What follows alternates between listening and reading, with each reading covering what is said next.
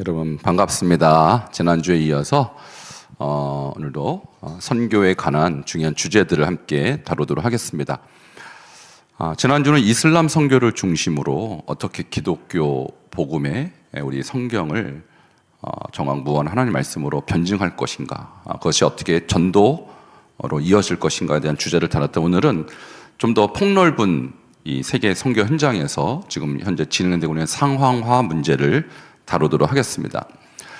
사실 상황화는 성경에도 우리가 보면요, 하나님의 이 선교 방법이라고 우리가 볼 수 있는 그런 방법이기도 합니다. 근데 어떤 면에서 그러냐면 하나님이 이 땅에 육신을 입고 오신 것 자체가 상황화입니다. 만약 하나님이 육신의 옷을 입지 않고 이 땅에 오셨다면 우리는 그분을 볼 수도 만질 수도 없고 그분의 이야기를 사실 우리가 우리의 인간의 귀로 알아들을 수 없거든요. 그래서 하나님이 인간의 상황에 맞춰서 오셔서 성육신 하신 것, 이것이 사실 성경에서 우리가 발견할 수 있는 상황화의 원리라고 볼 수 있죠. 근데 상황화가 왜 우리가 주의해야 될 부분이 뭔가 하면은, 우리 예수님께서 오셔서 인간의 몸을 입고 오신 것은 맞지만 인간의 죄악을 타협하거나 받아들이진 않으셨습니다. 그러니까 이 받아들인 것이 혼합주의라는 거예요. 그러니까 마찬가지로 우리 선교사님들의 사역을 보면요, 우리가 한국에서 선교지로 가는 것, 가면은 그들의 언어를 배우고요, 그들의 음식을 먹습니다. 그리고 그들의 문화에 우리가 적응합니다. 이것이 상황화입니다. 그 상황에 맞지 않게 내 문화, 내 언어, 내 관습을 선교지에서 만일 고집한다면 커뮤니케이션 자체가 이루어지지 않겠죠. 선교사들은 무조건 상황화를 할 수밖에 없어요. 그러나 그들이 갖고 있는 죄악된 요소들이 늘 문화 속에 있는데도 불구하고 그것을 변혁시키지 않은 상태에서 그들에게 이 비판 없이 무조건 문화를 수용한다면 그것은 혼합주의가 되는 것이고 복음도 온전히 전파되지 않는다는 문제가 발생하거든요. 그래서 오늘은 선교 현장에서 상황화를 시도하되 혼합주의로 가지 않으려면 어떻게 해야 하는가, 이 문제를 우리가 성경적으로 조명하도록 하겠습니다.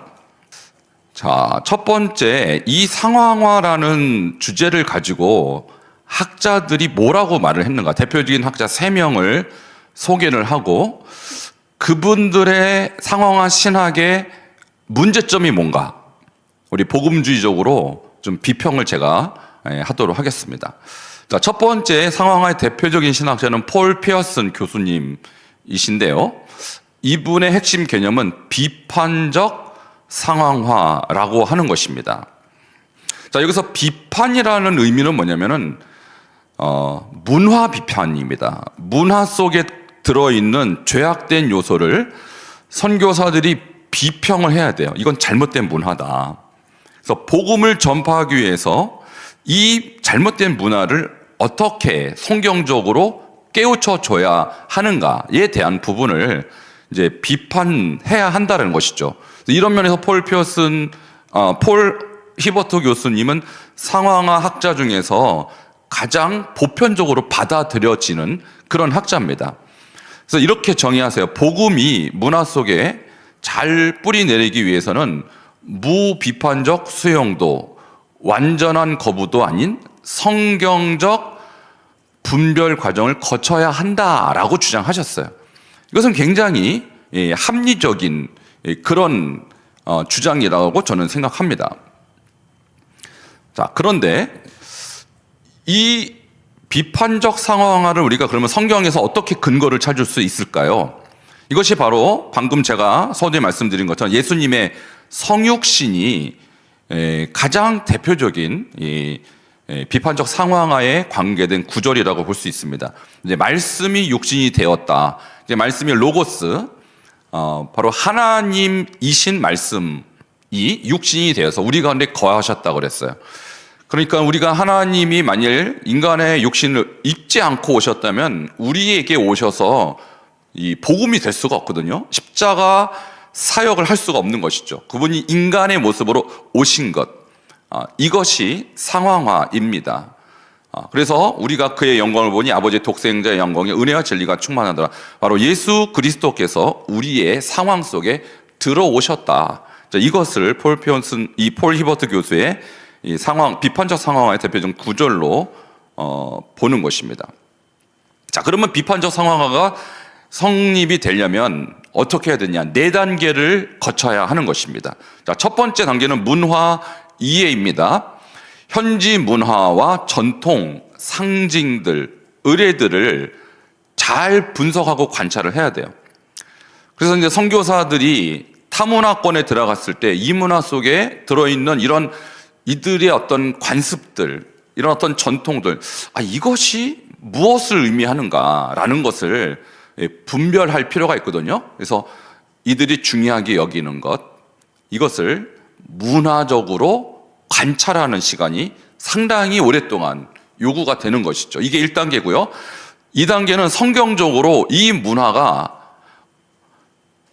비판을 받아야 하는가, 받아들일 수 있는 것인가를 평가를 해야 돼요. 그래서 성경 원리와 복음의 진리로 문화 요소들을 평가합니다. 이것이 복음과 일치하는가, 아니면 복음에서 떠났는가, 이것에 대한 평가를 냉철하게 해야 한다는 것입니다. 이것이 2단계입니다. 자, 그러면 이제 3단계로 넘어가면요, 공동체적 판단을 하는 것입니다. 자, 공동체적 판단이라는 것은 뭐냐면 선교사와 현지 교회가 성경 말씀에 이들이 갖고 있는 문화가 위배됩니까? 아니면 부합합니까? 라는 것들을 토론하는 것입니다. 그래서 어떤 것을 수용하고 어떤 것은 수정하고 어떤 것은 거부해야 합니다. 라는 것들을 공동체적으로 판단하는 것이죠. 무엇을 유지할 것인가? 무엇을 버릴 것인가? 자, 이 단계가 바로 3단계라는 것입니다. 자, 마지막 4단계입니다. 그리고 적용하고 검증하는 것입니다. 자, 수정된 문화 요소를 복음적으로 어떻게 재해석해서 실천할 것인가? 복음이 이 문화 안에서 어떻게 practice, 실천돼야 될 것인가? 라는 것들을 이제 적용해 보는 것입니다. 자, 이렇게 비판적 상황화는 구성이 되어 있습니다. 자, 들어보니까 비판적 상황화 어떻습니까? 좋습니까? 안 좋습니까?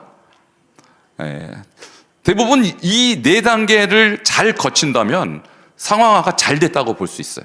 그러니까 그런 의미에서 폴 히버트 교수는 상황화 이론에 있어서는 가장 건전하게 이론을 제시했다고 볼 수가 있다는 것이죠.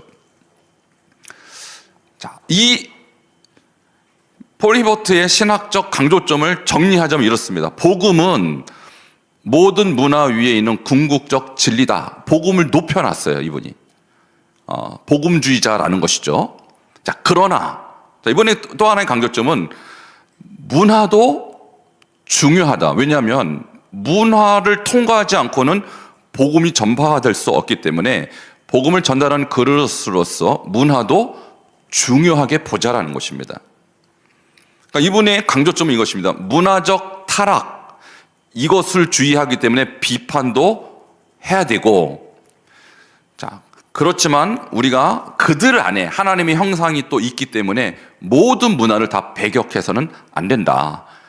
그래서 성육적 선교와 성경적 분별의 균형을 추구하는 그런 균형 잡힌 이론을 제시했다. 이렇게 평가를 합니다.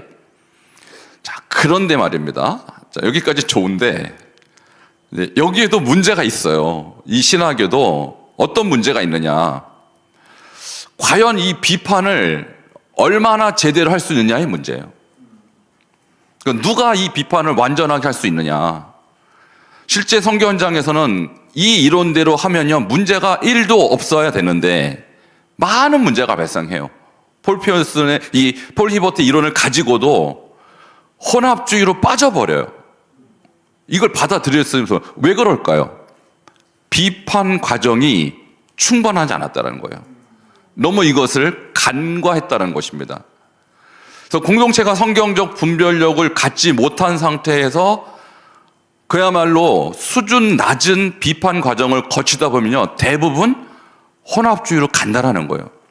그래서 저는 이런 상황에서 폴 히버트의 이론 자체가 문제가 있다기보다는 이것을 적용하는 선교사와 교회가 충분한 역량이 없는 것이 문제다.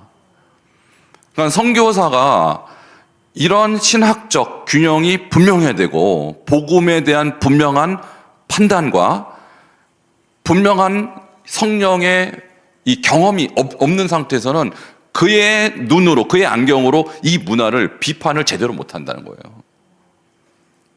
그러니까 좋습니다. 이론은 좋지만 현실적으로 선교사 내면 안에 있는 이 말씀의 깊이와 또 성령의 조명이 분명치 않은 상태에서 폴 히버트의 이론도 위험할 수 있다. 이렇게 정리할 수 있겠습니다.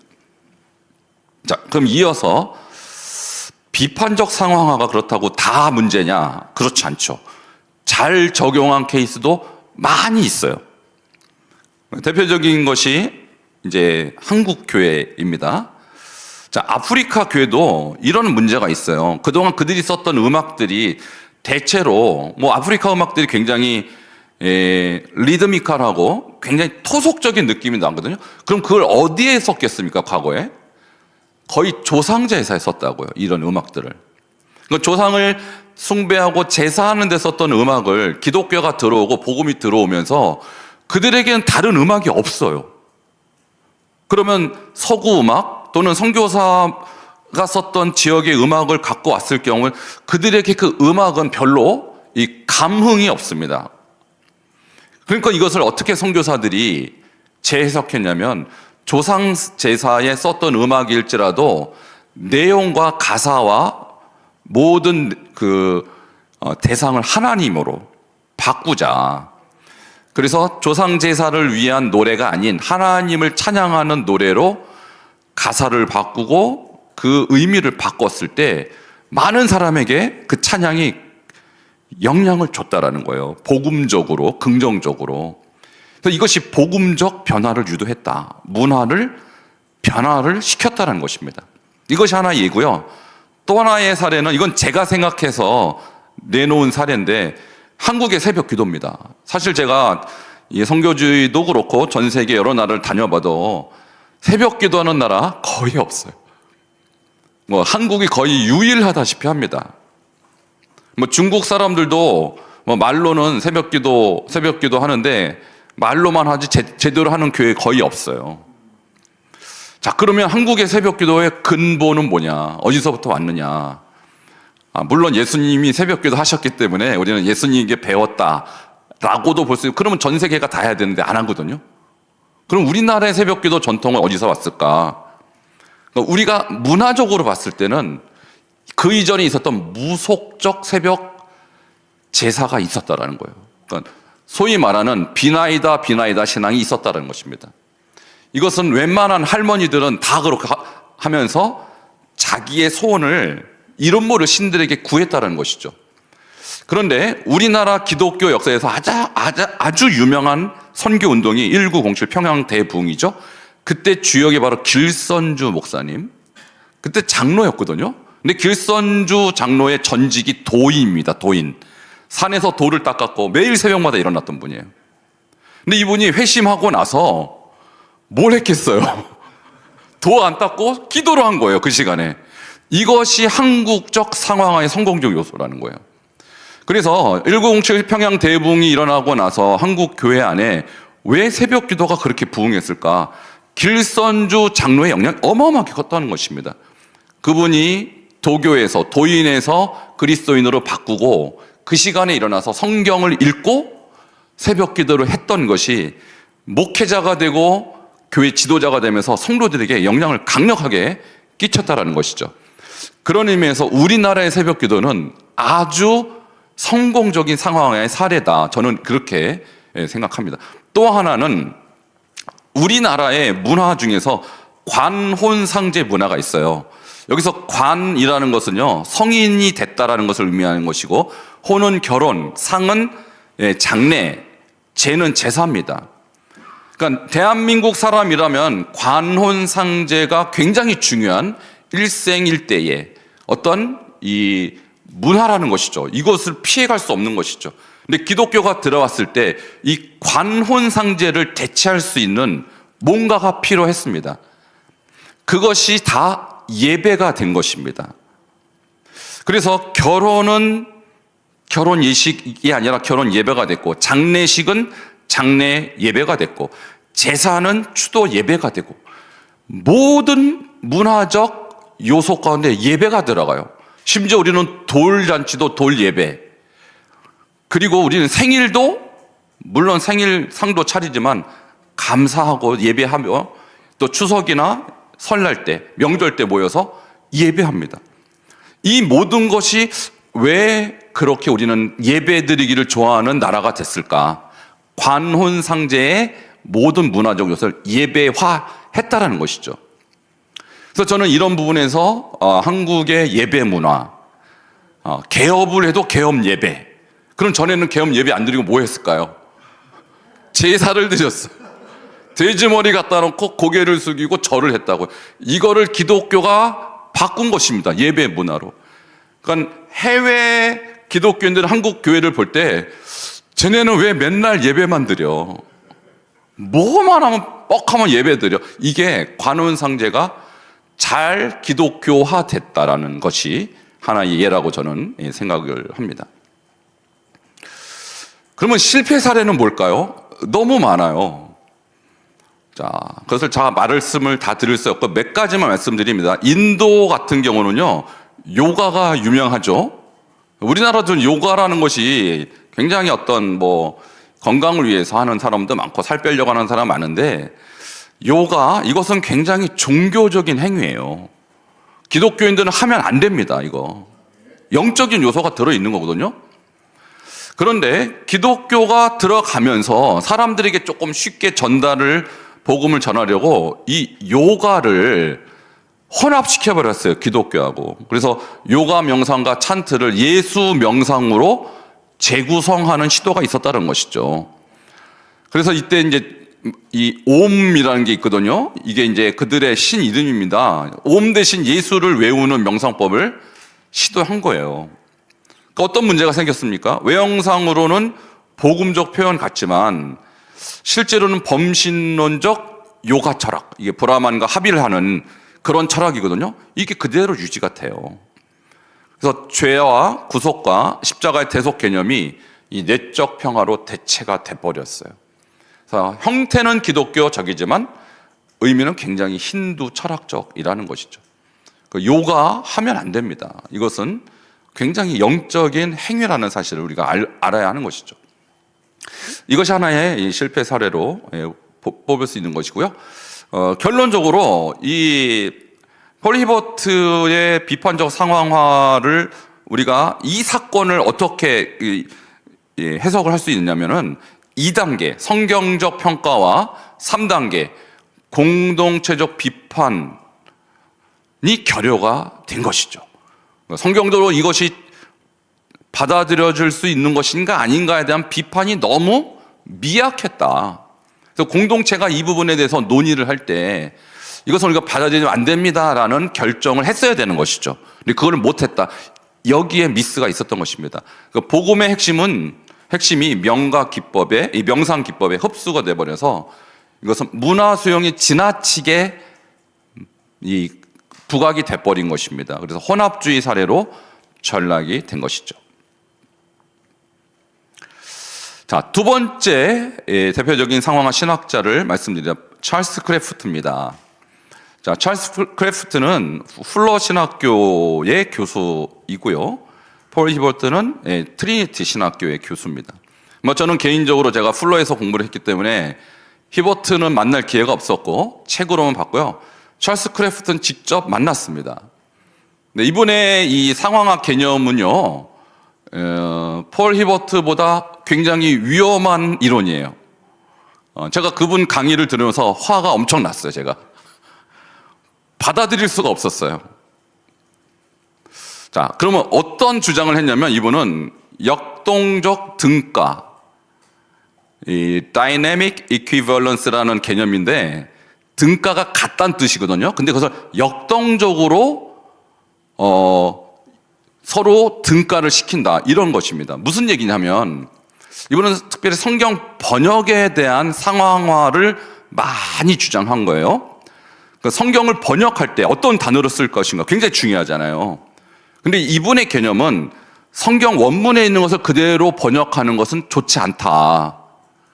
그 문화권 안에서 등가, 거의 같은 의미로 평가될 수 있는 단어를 찾아내자는 주장이에요. 자, 굉장히 그럴듯하죠? 근데 성경에 있는 단어들이 과연 모든 문화권에 다 등가된 단어가 있을까요? 없어요. 없는데 이분 주장은 무조건 찾아내라는 거예요. 상당히 위험한 저는 주장이라고 생각합니다. 그래서 성경 메시지를 단순 번역이 아니라 해당 문화가 이해할 수 있는 의미 체계로 변환해야 된다. 그러니까 단순 번역하는 것은 제대로 된 번역이 아니다라고 주장하는 거예요. 네. 그리고 이번에 이 특징은 뭐냐면 문화를 굉장히 폴 히버트보다는 더 중요하게 봐요. 문화에 대한 관점이 좀 리버럴합니다. 자유주의적이에요. 그래서 문화 자체는 본질적으로 선하거나 악하지 않으며 벌써 주장이 문제가 있죠. 악한 문화가 왜 없습니까? 복음의 그릇으로 사용될 수 있다라고 좀 폭넓게 봤어요. 문화 수용을 굉장히 리버럴하게 본 사람이에요. 그리고 형식보다는 의미를 강조해서 이 복음의 본질적 의미만 보존된다면, 자, 이거 주장은 좋아요. 본질만 보존된다면, 근데 보존이 안 되는 선택을 할 경우 큰일 나는 것이죠. 자, 그 표현의 형태, 언어든지 의례든지 상징은 얼마든지 바뀔 수 있다. 그래서 문화에 대한 수용성을 굉장히 높이자라는 주장을 한 사람입니다. 자, 그리고 이분의 그 신학적 강조점을 이렇게 정리하면 한 세 가지로 정리할 수 있는데, 하나님은 모든 문화 속에서 역사하신다. 뭐 이 부분이야 뭐 우리가 크게 부정할 이유가 없습니다. 두 번째, 복음은 문화 속에서 의미화되어야 한다. 자, 이 의미화라는 것이 바로 아까 있죠. 등가 원칙으로서 복음을 설명할 수 있는 문화적 요소나 단어들을 우리 문화, 그 선교지 대상 문화에서 다 찾아내 보자. 이런 의미예요. 굉장히 위험한 시도라고 저는 보는 것이죠. 문화는 하나님이 구속하는 대상이지 단순히 버릴 대상이 아니다. 이게 잘못된 주장이에요. 문화 속에 죄악된 요소, 하나님과 반하는 요소들은 버려야죠. 문화를 변혁시키는 게 맞죠. 선교사가 할 일 중에 하나죠. 근데 그렇게까지 해야 될 필요를 느끼지 않는다고 이분은 생각했던 거예요. 그래서 언어, 소통 중심의 상황화 모델을 제시했다. 그래서 특별히 언어, 이 성경 번역 부분에 대한 상황화 쪽으로 강조했던 분입니다. 자, 문제점을 지적합니다. 제가 말씀드린 것을 좀 정리하자면 성경의 절대성과 초문화적 권위가 약화가 될 수밖에 없어요. 그 크래프트가 복음의 의미를 문화 속에서 새롭게 표현해야 한다라고 강조했던 것은 문화 속에서 복음과 등가되는 것을 찾아내면 더 효과적이지 않느냐, 이런 의미로서 어떤 면에서는 그럴듯하지만 복음의 객관적 계시성, 이것이 상대해야 되잖아요. 그러니까 상대 문화 속에서 어떻게 복음의 이 계시성을 다 찾아낼 수 있습니까? 거의 찾아내기 어렵거든요. 제한적으로는 있을 수 있어요. 근데 성경에 있는 모든 용어들을 다 찾아내는 것은 불가능하다. 그래서 오히려 문화가 성경을 해석하는 기준이 돼버린 거예요. 문화로 성경을 봐버리는 거예요.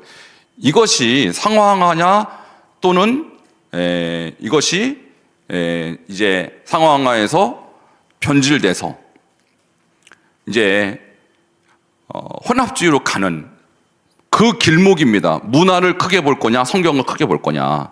그래서 성경이 문화를 비추는 거울이 돼야지 문화가 성경을 해석하는 기준이 돼서는 안 된다는 것이죠. 이런 부분에서 크래프트는 상당히 잘못된 신학입니다. 자, 그 다음에 문화의 중립성에 대한 비판을 해야 될 수밖에 없죠. 문화가 중립적이다라고 주장했어요. 그렇지 않습니다. 문화는 성경적인 것도 있고 성경적이지 않은 것도 있어요. 그래서 크래프트는 문화를 도덕적으로 중립적으로 간주했지만 모든 문화에는 타락의 흔적과 우상 숭배의 요소가 섞여 있어요. 그걸 간과한 것이죠. 예를 들어서 조상제사, 이것이 어떻게 중립적일 수 있어요? 우리 기독교 입장에서 주술, 명상, 이것은 중립적이지 않습니다. 아까 그 요가를 기독교와 혼합한 거, 이건 받아들일 수 없죠. 이런 면에서 문화를 중립적으로 본 것은 비판받아야 할 주장이라고 저는 생각해요. 그래서 복음은 문화 안에서 단순히 들어가는 것이 아니라 문화 속의 죄들을 변혁하고 정화하는 능력으로 들어가야 되지, 그저 무비판적으로 등가 원칙에서 수용하자, 이것은 혼합주의로 이미 간 것입니다. 자, 이어서 혼합주의를 지적할 수밖에 없어요. 크래프트의 이론은 선의로 출발했지만 실제 적용에서는 그리스도 플러스 토착신앙의 형태로 발전할 위험이 존재합니다. 자, 이는 복음의 유일성과 구원의 독점성을 훼손하는 결과를 초래해요. 그래서 이분이 이제 제가 2012년에 플로에 있었을 때 이분이 이미 은퇴한 상황이었지만 특강 형식으로 이 강의를 했어요. 이 내용을 강의에서 질문하려서 제가 질문을 했어요. 뭘 질문했냐면, 아니 문화를 바꾸지 않고 그 문화를 성경적으로 등가시키면 이런 제사 문화든지 이런 어떤 비성경적인 주술 문화, 이런 것도 그냥 바꾸지 않습니까? 그러니까 바꾸지 않는데. 충격을 먹었어요, 제가. 그러면 어쨌든 우리가 제사라든지 이런 주술 행위가 성경적이진 않지 않느냐 그랬더니, 그렇대요. 성경적이진 않지만 그러면은 그대로 둘 거냐 아니면은 나중에 바꿀 거냐, 어떻게 해야 됩니까 했더니 시간이 지나면 조금씩 성경적으로 바뀔 거라고 생각하더라고요. 그래서 제가 질문을 뭐라고 했냐면 그러면 성경적으로 그 문화가 바뀐 케이스를 본 적이 있습니까? 라고 제가 질문했어요. 그랬더니 아직 없대요. 그분이 이미 은퇴하신 분인데 이런 거 강의하시려면 본인이 증거를 갖고 와야 될 거 아니에요. 현지 문화를 수용하지만 성경적인 문화로 바뀔 것이다, 자기의 상상이죠. 실제로 본인이 본 적도 없다는 거예요. 이건 이미 혼합주의적 사고방식이 그 안에 들어있다, 이렇게 본 것입니다. 자, 역동적 등가 상황화 이론의 혼합주의적 적용, 이것이 한국의 카톨릭 교회예요. 한국뿐만 아니라 카톨릭이 바로 역동적 등가 상황화 이론의 대표적인 혼합주의적 적용입니다. 자, 예를 들면 우리 기독교 성경은 하나님이라고 번역했죠? 카톨릭은 하느님이라고 번역했어요. 그 하나님과 하느님은 한 끗 차이일까요? 아닙니다. 전혀 다른 개념이에요. 어떤 개념이냐면 하느님은 우리 한국의 전통신앙에서 천신을 지칭합니다. 우리나라의 전통 무속신앙에 하늘을 신으로 여긴 거예요. 이건 잡신이에요. 유일신 아닙니다. 근데 하나님은 하나, only one. 하나이신 유일신을 강조하기 위해서 사용한 개신교의 일종의 새로운 용어예요. 하나밖에 없다. 하나이신 신. 카톨릭의 이 하느님은 기독교의 하나님이 한국의 전통 무속신앙이나 당군신앙의 하늘님과 동일시되거나 혼합될 위험이 있는 것이죠. 즉 기독교의 유일신이 이미 한국에 존재하던 토착신앙의 최고신으로 포섭이 돼버린 거예요. 이런 단어 사용이 바로 역동적 등가 원칙에 의하면 굉장히 잘 선택한 단어로 보이지만 이미 의미가 바뀌었잖아요. 절대적인 only one, 이런 의미가 아니거든요. 여러 신 중에 한 신으로 바뀌어버린 것입니다. 자, 또 하나의 대표적인 혼합주의적 적용이 뭐냐면, 이것은 사실 어떤 이 해석의 문제인데, 한국에 성령이란 용어 있죠. 성령. 물론 이 용어가 잘못됐다기보다는 이 용어를 받아들이는 우리 성도들의 이해, 이것을 어떻게 이해하느냐. 왜냐하면 우리나라에는요, 전통적으로 샤머니즘에서도 영, 이런 개념이 굉장히 발달돼 있어요. 그래서 가끔 가다 보면 무당 중에서 영으로 점 봅니다, 이런 사람도 있어요. 그러면 영으로 점을 본다? 무슨 영일까, 이 영이? 성령은 아니겠죠. 근데 어쨌든 영을 얘기한다고, 이 사람들도. 그러니까 우리나라 안에는 성령 이전에 이미 영에 대한 개념이 굉장히 발달돼 있었다. 그럼 이게 신령이냐, 귀신이냐, 모르죠. 그러니까 사람들이 성령에 대한 이 용어의 문제라기보다는 성령이 어떤 의미의 영이냐에 대한 충분한 설명이 없으면요, 혼합주의적으로 성령을 받아들일 수 있다. 한국 교인들이 성령 충만이나 성령의 은사라는 이 용어를 어떻게 이해하냐면, 성경적 맥락에서 뭡니까? 성령의 역사, 성령의 충만이라는 것은 성화가 되고 거룩하게 살고 예수 그리스도를 주인으로 고백하고, 이것이 본질이잖아요, 성령의 역사. 근데 이게 아니라 무속적으로 신내림과 비슷한 개념으로 성령의 역사를 생각한다라는 거예요. 그럼 초자연적인 힘이 갑자기 나에게 임해서 내가 전에 못했던 거를 하고 몰랐던 것을 내가 알아내고 막 이렇게 신비주의적으로 성령을 생각할 수 있다. 이거 굉장히 잘못된 성령 이해라는 것이죠. 성령은 그런 분이 아니란 것입니다. 성령은 본질적으로 우리가 그리스도가 누구인지를 깨닫게 하고 영적 세계를 알게 하고 하나님을 믿게 하고 거룩한 삶을 살게 하고, 이게 본질이거든요. 근데 그것을 떠나서 이 신내림 받듯이 성령을 받는다라는 개념으로 이해하게 되면 이것이 바로 혼합주의라는 것이죠. 자, 그런데 이것이 현실적으로 나타났습니다. 한국 신학계에. 이게 WCC에서 이 개념을 적용해 버렸어요. 성령을 잡신과 똑같이 생각해 버린 거예요. 이게 WCC 7차 총회에서 주제가 오소서 성령이요. 굉장히 은연스럽죠. 근데 이 오소서 성령이 할 때 성령이 누군가? 우리가 생각하는 성부, 성자, 성령, 그 성령인가? 아니면 다른 이상한 잡신인가? 한국의 여성신학 정형경 교수, 이대 교수죠. 이분이 저 성령을 한국의 잡신하고 등가를 시켜버렸어요.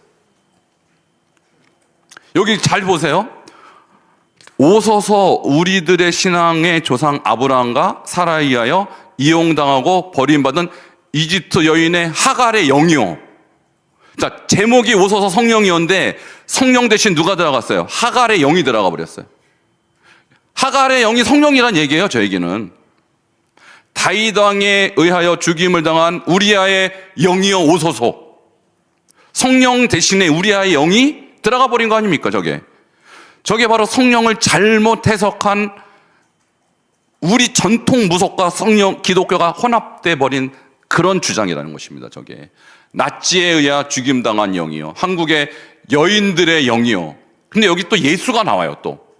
십자가의 고통으로 죽은 우리 형제 예수의 영. 그럼 예수도 저 영들하고요, 똑같이 여김을 받는 거예요, 예수의 영이. 저건 예수님을 모독한 겁니다. 이게 바로 혼합주의라는 거예요. 근데 찰스 크래프트는 아마 이렇게 생각했을 거예요. 그거 괜찮네. 등가 원칙이 하면 저거 맞는 거예요. 등가 원칙이 하면. 각 나라마다 영이 다 있잖아요, 저렇게. 이건 성경적 성령론을 왜곡하고 기독교 예배 속에 이교적 제2 요소를 결합한 혼합주의적 예배 행위예요. 그러니까 예수의 영, 성령은 그 어느 나라의 문화에도 없어요. 어디에 성령이 있습니까? 어느 나라에? 성령은 하늘에만 있는 것이죠.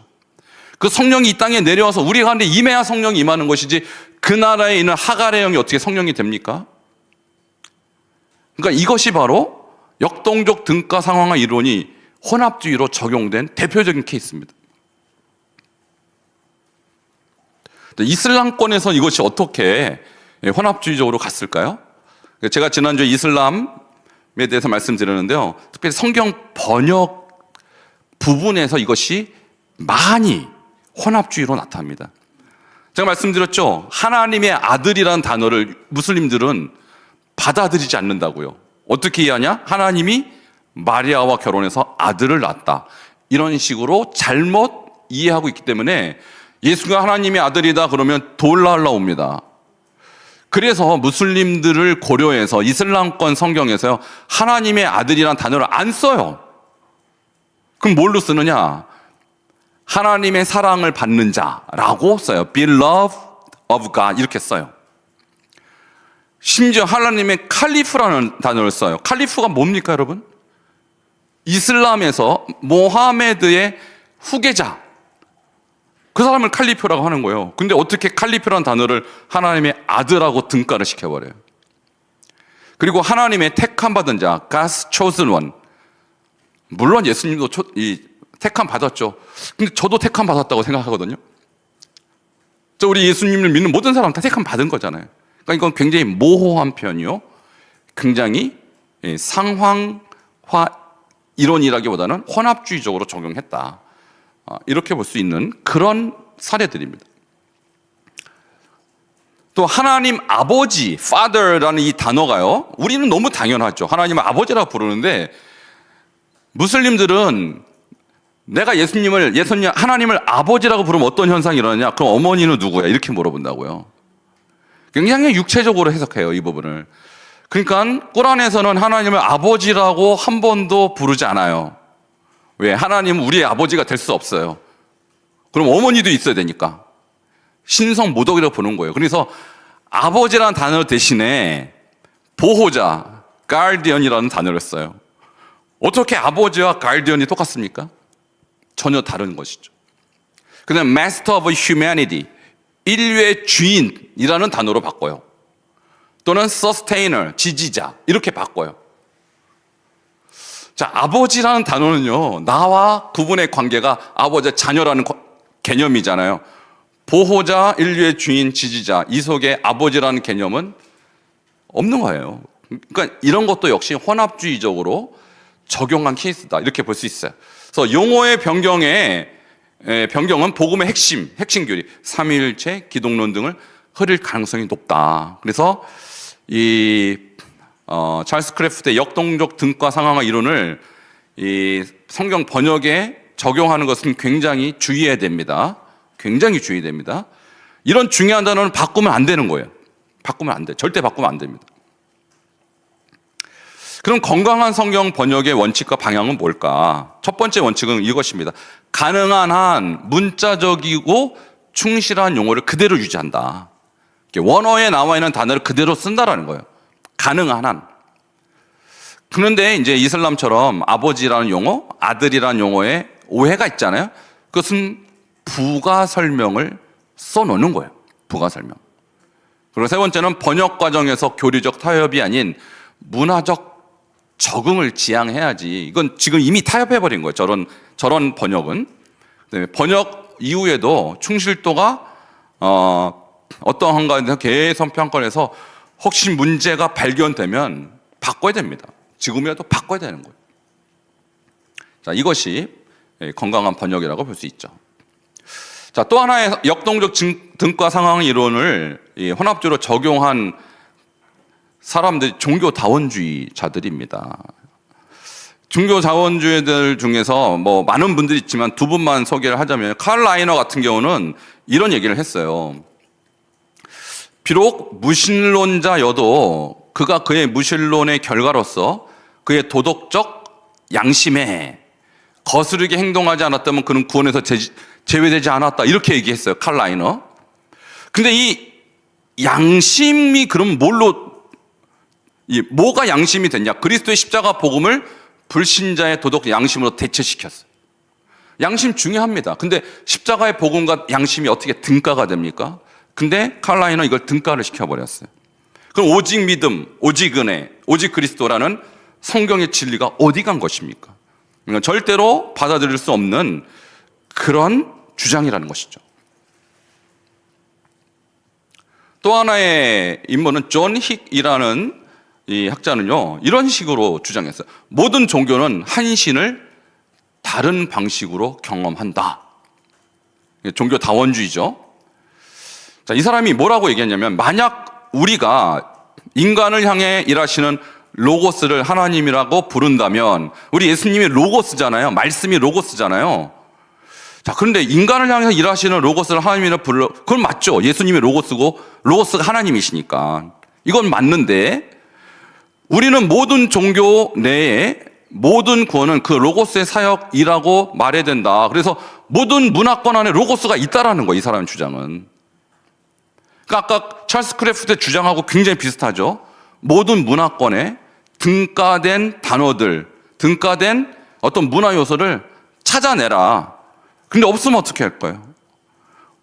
로고스가 어떻게 문화권 안에, 모든 문화권 안에 다 있습니까? 불가능한 얘기죠, 그것은. 근데 그것을 있다고 주장하는 사람들이에요. 이게 바로 상황화가 혼합주의로 빠진 아주 대표적인 케이스예요. 모든 종교 안에 로고스가 존재하는 가정을 함으로써 예수 그리스도의 유일성을 부정해버렸죠. 이런 것들 우리는 철저하게 우리는 부정해야 됩니다. 자, 이제 세 번째 학자를 얘기합니다. 어떤 면에서 이 세 번째 학자가 제가 오늘 말하려고 했던 주제를 가장 잘 설명하신 분이에요. 존 트라비스인데요. 이분은 이제 상황화 중에서 특별히 이슬람 상황화에 대해서 아주 획기적인 설명을 했어요. 상황화에도 다 이 단계가 있고 레벨이 있다. 6가지로 나눴거든요. 그래서 이슬람 선교의 이론을 제시했고 이슬람 문화권에서 복음이 어떻게 상황화 될 수 있는가에 대해서 연구했어요. 이분의 이 상황화 이론은요, 이렇게 해야 된다 주장하는 것이 아니에요. 앞에 두 학자는 이렇게 해야 된다예요. 주장. 근데 이분은 이렇다. 자기가 이슬람권 안에 현재 이루어지고 있는 선교를 분석해보니 6가지로 상황화하고 있다. 이렇게 분석적으로 제시한 것이지 어떤 주장은 없어, 이 안에. 자, 근데 이것은 그럼 어떤 의미가 있을까요? 무슬림 환경에서 나타나는 다양한 그리스도 공동체 유형을 이해하는 데 유용합니다. 이해 차원에서. 자, 그래서 제가 표를 이렇게 만들었어요. C1부터 C6인데 C는요, contextualization, 그러니까 상황화라는 단어의 약자입니다. 그러니까 C1부터 C6이 점점점 밑으로 내려갈수록 숨겨진 공동체라는 거예요. 비밀스러운 공동체다. 그 위로 올라갈수록 오픈된 공동체다라는 것이에요. 그럼 C1은 뭐냐면은 선교사가 개척한 교회 또는 선교사들이 모인 교회, 이렇게 볼 수 있는데 선교사의 문화가 그냥 그대로 반영돼요. 그래서 언어도 선교사가 영어를 쓰면 영어, 한국어를 쓰면 한국어, 이런 식으로 예배를 드립니다. 그럼 무슬림 사회에서는 어떻게 될까요? 완전히 분리되어 있죠. 그 문화적으로 단절되어 있습니다. 그래서 이런 교회가 있느냐? 있죠. 예를 들면 미국에 있는 그들만의 교회들이 따로 있을 거예요. 한인교회라든지. 그럼 전혀 미국하고 관계없죠, 문화적으로. 또는 중국 안에 있는 우리 한인교회라든지 이런 교회들은 전혀 현지하고 관계가 없는, 문화적으로 단절된 그런 분리된 종교단체라고 볼 수 있어요. 근데 두 번째부터는요, 현지 문화와 서서히 상황화되는 모습들이에요. 그래서 두 번째 C2는 현지 언어를 사용합니다. 언어적으로 일단 바뀌었죠, 현지 언어. 두 번째, 예배도 현지 언어로 예배를 드립니다.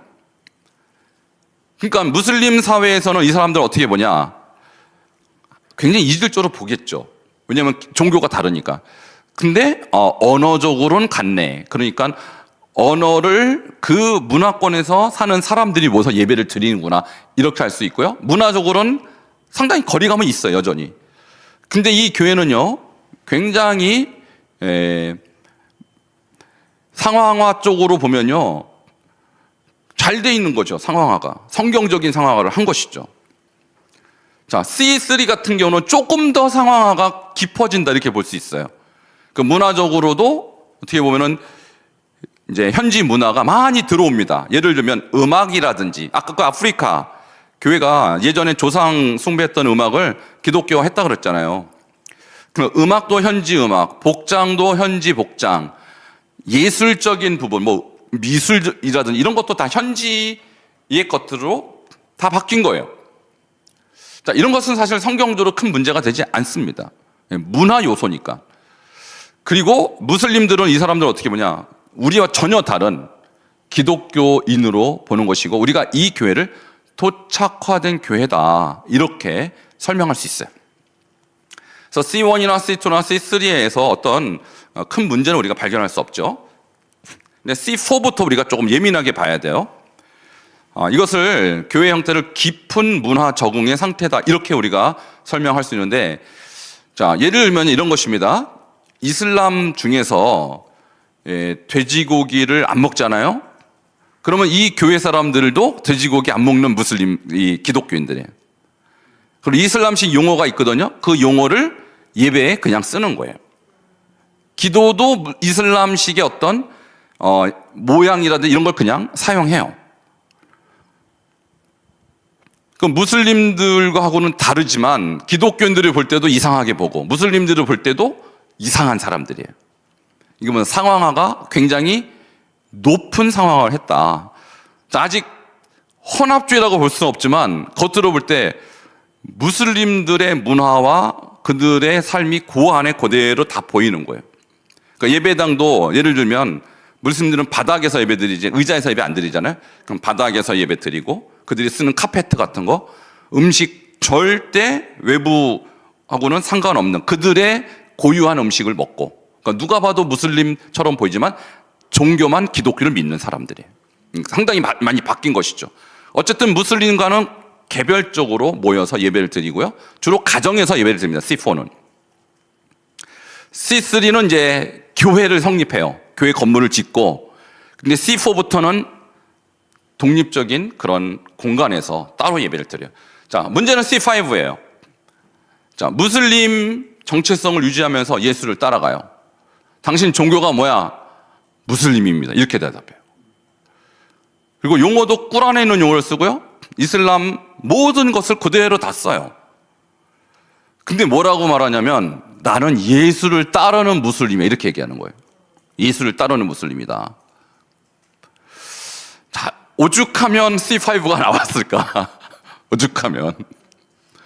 왜 이런 문화가 나왔을까요? 왜 이런 교회가 나왔을까요? 자, 이건 이슬람권에서 살아봐야 알아요. 살아봐야. 자, 만일 내가 예수를 믿게 돼서, 야, 예수 믿게 됐습니다라고 하면요. 대부분의 가정에서는 쫓겨나요. 대부분의 가정에서는. 그리고 쫓겨나는 것만 해도 괜찮죠. 명예살인이라는 게 있습니다. 물론 그것이 이제 보편적으로 이루어지는 건 아니지만 극소수 이슬람권에서는 명예살인도 일어날 수 있어요. 뭐 저의 경우는 어땠냐면 제가 무슬림 형제 한 명을 정말 하나님 은혜로 복음을 전했더니 예수님 믿고 그 형제랑 이제 예배를 드는 건 완전히 저는 C2입니다. C2예요. 저의 경우는 저는 C2나 C3로 왔다 갔다 했어요. 그럼 독립적인 공간에서 예배를 드리고 뭐 무슬림 형제지만은 우리 중국인들 한족들도 모여서 같이 기도하고 예배하고 그 한족 교회 같이 다니게 한 거예요, 제가. 근데 얼마 후에 이 형제가 이런 얘기를 하는 거예요. 내가 내일 좀 어려운 상황을 맞이하게 됐다라는 거예요, 갑자기. 그래서 무슨 상황이냐 했더니, 그러면 그 샤리아라는 것이요, 이슬람의 법입니다. 근데 미국 사람임에도 불구하고 무슬림이면요, 샤리아 법을 따르는 그런 사람들이에요. 미국에 샤리아 법정이 있어요. 미국 법을 안 따르고. 중국이지만 이 사람이 기독교로 바꿨다라는 얘기를 들은 무슬림들이 이 형제를 불러냈어요. 식당에서. 이게 샤리아 법정이 열린 거예요. 그러니까 사우디아라비아 갔다 온 그런 사람들, 이슬람 꾸란을 좀 연구했다는 사람들이 그 사람을 앞에 놓고 일종의 재판을 하는 겁니다. 당신 무슬림으로 다시 돌아올 거냐, 안 돌아올 거냐. 안 돌아오면 3일 내로 당신의 목을 베겠다. 이게 그들의 법 집행의 결과예요. 그런 얘기를 한 거 저한테. 자, 그러니까 이런 일들이요, 이슬람 세계에서 많이 일어난. 중국은요, 이슬람 중에서도 변방입니다. 그런데도 그렇게 심해요. 그러니까, 이분들이 정말 신앙생활하기 어렵구나. 자, 그런 의미에서 C5가 생겨난 이유는 박해 때문에 그런 거예요. 박해 때문에. 그 우리는 이런 생각이 들죠. 아예 그런 박해가 있으니까 그것 좀 이해해 주면 안 되겠냐. 그래도 예수 믿는데 마음으로는. 자, 그런데요. 초대교회를 우리가 보자는 거예요. 초대교회. 우리 초대교회 성도들이 예수를 믿되 내가 입으로는 가이사의 종인이다. 이랬습니까? 그러지 않았거든요. 그래서 시인해라. 뭘 시인하냐? 내가 만일 내 입으로 예수를 시인하고 마음에 믿으면 구원을 얻으리라 할 때 시인이 어디서 시인인지 아세요, 여러분? 교회에서 시인이 아니에요. 재판정에서의 시인이에요. 재판정에서. 그게 시인이란 말이 고백, 자백, 호모로게오는 단어인데 이 단어는요 법정 용어예요. 그러니까 내가 예수를 가이사가 아닌 예수가 나의 큐리오스 주님이다라고 하면 어떤 일이 일어날까요? 사형이죠, 사형. 그런데 그렇게 시인해야 구원받는다는 얘기예요. 그 얘기가 뭐 가족들 앞에서 시인하라는 얘기가 아니에요. 다 믿는 사람 앞에서 시인하라는 얘기가 아니에요. 그러니까 1세기 그리스도인은 그런 줄 알고도 시인했다고요. 우리가 그 문들 따라가야지. 박해는요 있습니다. 없을 수가 없어요. 그러니까 우리가 C5를 볼 때 제가 그 현장에 있었기 때문에 너무 잘 알죠. 제가 전했던 형제가 3일 이내로 다시 이 사람을 컴백하지 않으면 참수시키겠다. 이게 그들의 법인데. 자, 이런 상황에서 우리가 C5를 너무 이렇게 맹목적으로 막 이렇게 나쁜 사람 이렇게 볼 게 아니라 현장을 어느 정도 이해할 필요는 있어요. 그러나 저 C5를 우리가 인정해 주면요, 거기는 복음이 씨앗이 심근 거죠. 꽃을 못 피웁니다. 결국은. 제가 있었던 그 지역이 위구르족 지역인데 위구르족 가운데 딱히 어떤 이 순교의 역사가 없어요. 그러니까 순교의 역사가 없기 때문에 크게 부흥을 못한 거예요. 그러니까 순교는 고통스러운 거예요. 그리고 순교는 사실 없는 게 좋죠. 본인들 입장에서는. 근데 순교의 피가 없는 곳은 부흥도 없어요. 그러면서 C5는 안타까운 분들의 몸부림이긴 하지만 저것을 인정해줘서는 안 됩니다. 저거는 일시적으로는 그럴 수 있다고 봐요. 일시적으로. 근데 그것을 우리가 인정하고 용납하면 결국 하나님의 나라 확장되지 않는다는 것입니다. 결국 C5의 문제가 뭐냐면 그 당대에는 어느 정도 버텨요. 근데 그 다음 세대가 없어져요. 그 어린아이들이 이런 모습으로 엄마 아빠 따라가서 무슬림하고 똑같이 사는데 무슨 다음 세대가 복음을 알겠어요. 그러니까 그 한 세대, 20, 30년은 버티는데 그 다음 세대가 사라진다. 그러니까 C5는 우리가 안타깝지만 마음 아프지만 저것을 좋은 선교 전략으로 받아들일 수 없다는 것입니다. C6는 이제 완전 비밀 신자. 아무도 이 사람이 신자인지 모르는 거예요. 뭐 이것도 저는 이해합니다. 그래서 제가 그 형제를 어떻게 했냐면 멀리 제가 있는 곳에서 기차 타고 한 18시간 떨어진 곳에 피신시켰어요. 피신시키고 오지 말아라. 그럼 비공개 신자로 사는 거예요, 사실. 비공개 신자로. 근데 거기에 기독교 공동체가 있어서 그 공동체 안에서 이렇게 좀 케어를 받도록 이렇게 했습니다. 결국은 중국을 떠나서 이건 비밀이기 때문에 제가 어느 나라로 갔다고 말씀은 못 드리지만 결국 해외로 피신을 갔어요. 그러니까 상당히 무슬림 선교는 이런 리스크가 있기 때문에 우리가 이런 것들을 이렇게 이론적으로는 이렇게 이해할 수 있지만 그 현장에서 당하는 어려움들을 또 우리는 또 이해할 필요가 있어요. 그렇지만 이것이 답은 아니란다. 답은 아니다. 자, C 스펙트럼의 특징을 이렇게 정리하자면요. C1에서 C6로 갈수록 복음은 점점 더 현지 문화 속으로 들어가며 동시에 공개성은 줄어듭니다. 가장 문제가 되는 건 C5죠. 그 무슬림 정체성을 유지하면서 예수를 따른다는 개념이 이게 혼합주의로 갑니다. 결국은 이게 혼합주의로 가요. 자, 사례들을 조금 볼게요. 아까 C1, C2까지는 뭐 전혀 문제 요지가 없다고 봤어요. 근데 C3부터는 조금 조심해야 돼요. 아까 그랬죠. 문화적으로 전통 문화, 전통 음악, 전통 복장, 전통 음식 이런 것이 받아들여지는데 이것 자체가 문제가 아니라 이것을 해석하는 신자들 속에 어떤 사람은 그럼 우리가 뭐가 그렇게 다른 거야? 이슬람하고? 문화는 다 똑같은데? 그러면서 서서히 이 서구 교회, 그 정통 교회, 그러니까 신학적으로 건강하지 못하면 어떤 일이 일어나느냐? 성례에 대한 성경적 이해 부재, 그리고 교육의 부재로 혼합주의 신앙으로 미끄러지는 경향이 나타나요.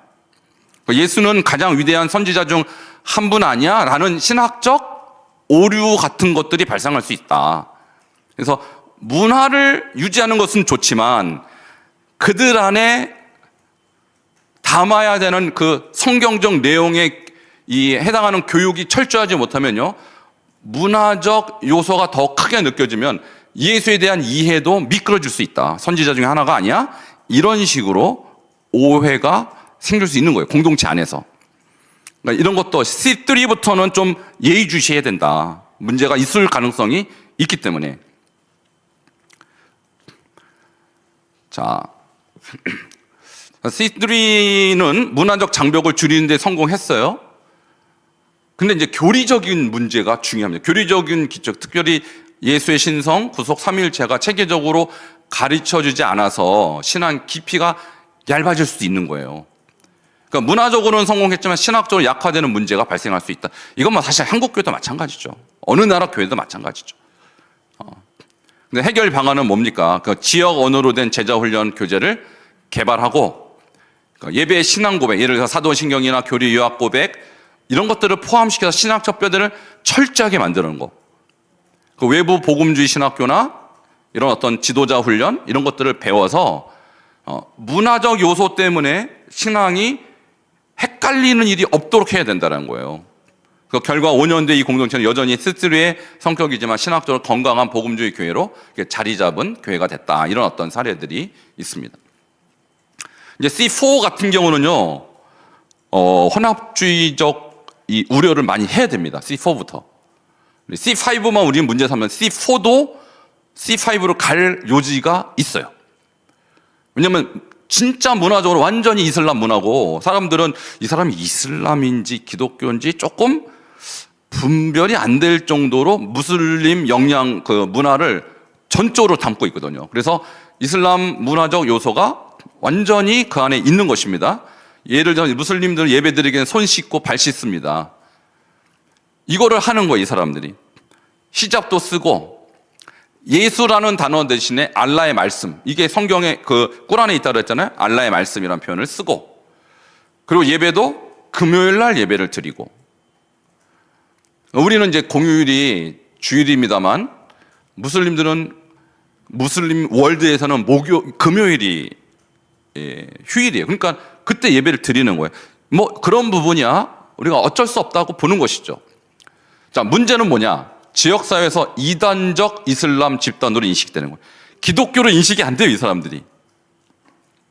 그러니까 박해는 피하지만 신자들 사이에서 무하마드는 여전히 하나님의 선지자일 수 있지 않아? 라는 혼란이 생기는 거죠. 그리고 성경과 꾸란을 같이 읽는 사람이 자꾸 늘어나요. 일부는 두 책 모두 하나님의 계시 아니야? 이런 식으로 혼란이 발생합니다. 왜냐하면 문화적으로 다를 게 없잖아요, 무슬림하고. 그러니까 내용도 중요하지만 저는 문화도 중요하다. 내용을 담는, 복음을 담는 그릇이 뭔가 변혁이 있지 않으면요, 사람들이 혼란을 갖고 올 수 있다. 그러니까 C4도 이런 사례들이 있다는 사실을 우리가 알고 있어야 돼요. 그럼 평가입니다. 이것은 C4에서 C5로 미끄러지는 전형적인 현상이에요. 그래서 성경적으로 용인되는 문화 요소를 유지한다는 명분 아래 신학적 경계가 약해진 것이죠. 그래서 용인할 수 있는 문화적 상황화와 혼합주의를 구분해야 돼요. 그래서 이 문화에 대한 부분에 대한 비판, 이게 약하면 안 되는데 지금은 제가 볼 때는 비판이 너무 약했다. 이 공동체 안에 우리가 그럼 버려야 될 문화는 없어? 좀 있을 수 있잖아요. 이슬람 거를 다 갖고 올 수는 없잖아요. 그럼 이런 부분들 우리가 좀 상황화 혼합주의 경계 안에 있었던 이런 모습으로 좀 봐야 될 것입니다. 해결 방안, 꾸란과 성경 계시의 성격 차이를 명확하게 설명해서 예수의 유일성 소그룹 성경 공부, 금요일 예배를 그대로 두되 성찬식, 세례식 이런 걸 통해서 복음적 정체성을 명확하게 해야 된다. 그래서 결과가 이제 일부 그룹은 복음적 중심을 회복했으나 몇몇 공동체는 두 계시를 다 공존할 수 있다라고 하는 어떤 이 혼합주의로 갔다라는 것이죠. 그럼 C4도 혼합주의로 갈 수 있다라는 거예요. 제일 문제가 되는 C5죠. 그러니까 소위 말하는 인사이더 무브먼트입니다. 그러니까 박해가 심한 중동이라든지 뭐 이런 지역에서 많이 하고 인도네시아, 방글라데시에도 많이 합니다. 자, 이런 신자들이 법적으로는 무슬림으로 공동 이렇게 등록돼 있어요. 당신 종교는 무슬림이에요. 이렇게 안 한다는 거예요. 근데 내부 안에서는 뭐라고 하냐면 우리는 예수님을 따르는 자야. 이렇게 그들 스스로는 말한다라는 거예요. 그러니까 무슨 문제가 있습니까? 외부에서는 그들을 무슬림으로 본다라는 사실이죠. 전혀 바뀐 게 없어요. 기독교적 공동체로 인정되지 않죠. 그래서 일부 신자들은 자녀 결혼식이나 이슬람 결혼식에서도 이슬람식 예배를 드리고 꾸란을 낭독하고 합니다. 그러니까 전혀 기독교와 다른 모습으로 신앙생활을 하는 것이죠. 결과적으로 다음 세대, 아까 얘기했죠? 다음 세대가 예수보다는 그냥 예수를 신앙적 대상으로 생각하지 않습니다. 도덕적 예언자 숭배 정도로 전락해서 신앙이 계승되지 않는다는 것이죠. 그러니까 복음이라는 이 내용을 어떤 그릇에 담느냐 이 부분이잖아요. 근데 그릇도 중요하다. 그릇도 복음을 담을 만한 모양이 있어야 된다. 여기에서 많은 선교사들이 타협했다라는 것이죠. 자, 평가하겠습니다. 자, 복음주의 신학에서는 정체성의 투명성과 공적 증언을 중요하게 하죠. 제가 그러니까 증언하는 것이에요. 고백. 그래서 1세기 때는 그 고백을요, 법정에서 하는 거예요. 내가 가이사냐, 예수냐 선택해야 될 때 법정에서 나는 그리스도를 나의 큐리오스로 여깁니다라고 하면 사형을 받을지라도 그렇게 해야 구원받는다는 거예요. 로마서가. 강력한 말씀입니다. 그 말씀이. 그러니까 여기는 그런 게 없어요. C5는. 그럼 나중에 C5에서 제대로 신앙생활을 했다고 하는 사람들이 천국을 딱 갔을 때 주님이 뭐라고 할까요? 너는 나를 예수라고 고백했냐? 그리스도라고 고백했냐? 안 했잖아요. 어떻게 되는 거예요, 그러면? 나는 그나마 지혜롭게 믿는다고 믿었지만 주님 입장에서는 너는 나를 그리스도 고백 안 했어. 그럼 이 고백은요, 공적인 고백이라고 그랬잖아요. 공적인 고백. 그러니까 C5는 생존 차원에서 현실적이에요. 그러나 장기적으로 교회론적 고백과 교회론적 공백과 신앙 세대의 단절을 낳아요. 복음은 단지 개인의 내면의 비밀이 아니라 공적 고백의 신앙이어야 합니다. 고백 없이 기독교가 없어요. 그리고 이 고백은요, 공개적이어야 돼요. 특히 어디? 불신자 앞에서. 그리고 세상의 권력자 앞에서. 이런 공개적 고백이 없는 기독교가 현재 기독교를 약화시키고 있는 것입니다. 자, 해결 방안입니다. 비밀 신앙 공동체 안에서도 신앙 고백의 형태를 갖춘 소그룹이 필요한 것이죠. 그래서 가정 단위 제자 훈련, 은밀한 온라인 예배를 통해서 최소한 교회로서의 기능을 확보해야 돼요. 최소한. 어떻게 무슬림들하고 같이 예배드리면서 나 예수 믿는다 말할 수 있어요? 그건 아니다. 그건 아닙니다. 그 박해가 약해지는 시기가 또 올 수 있거든요. 자, 그럴 때를 대비해서 공적 세례 그리고 공동체가 점진적으로 공개할 수 있도록 준비를 시켜줘야 돼요. 그러니까 공개하지 않는 신앙은 신앙이 아니다 이렇게 봐야 되는 거예요. 자, 결과입니다. 일부 그룹은 이후 정치적 완화 시기에 공개적 교회로 성장해서 C3나 C4까지 이동하는 경우도 나타났습니다. 그러나 많은 공동체와 더 많은 이 C5 그룹들, 이 세대 교체와 함께 소멸돼 버립니다. 네. 그러니까 상황은 이해하지만 결과가 그닥 이상적이지 못하다. 이렇게 볼 수 있죠.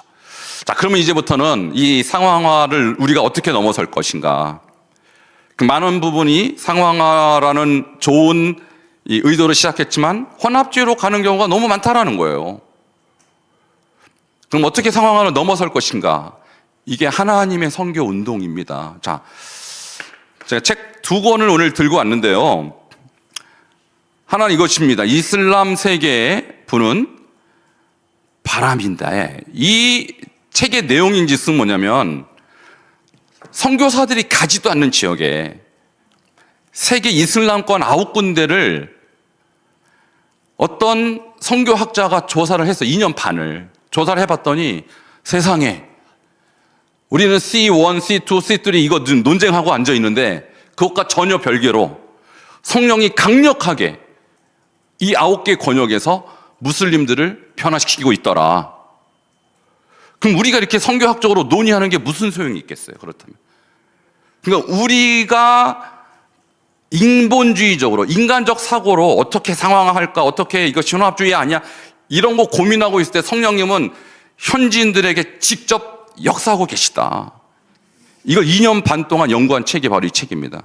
무슬람 세계, 이슬람 세계 부는 바람. 자, 이 책의 저자가 데이비드 게리슨. 이분은요 아주 보수적인 학자입니다. 근데 이분의 결론은 뭐냐? 하나님은 지금 하나님의 선교를 위하여 본인이 직접 일하고 계시다. 선교사들이 지금 뭐 상황화냐, 뭐 혼합주의냐 논의할 때가 아니라는 거예요. 이 하나님의 바람에 네가 순종할 거냐 말 거냐 결정하라는 거예요.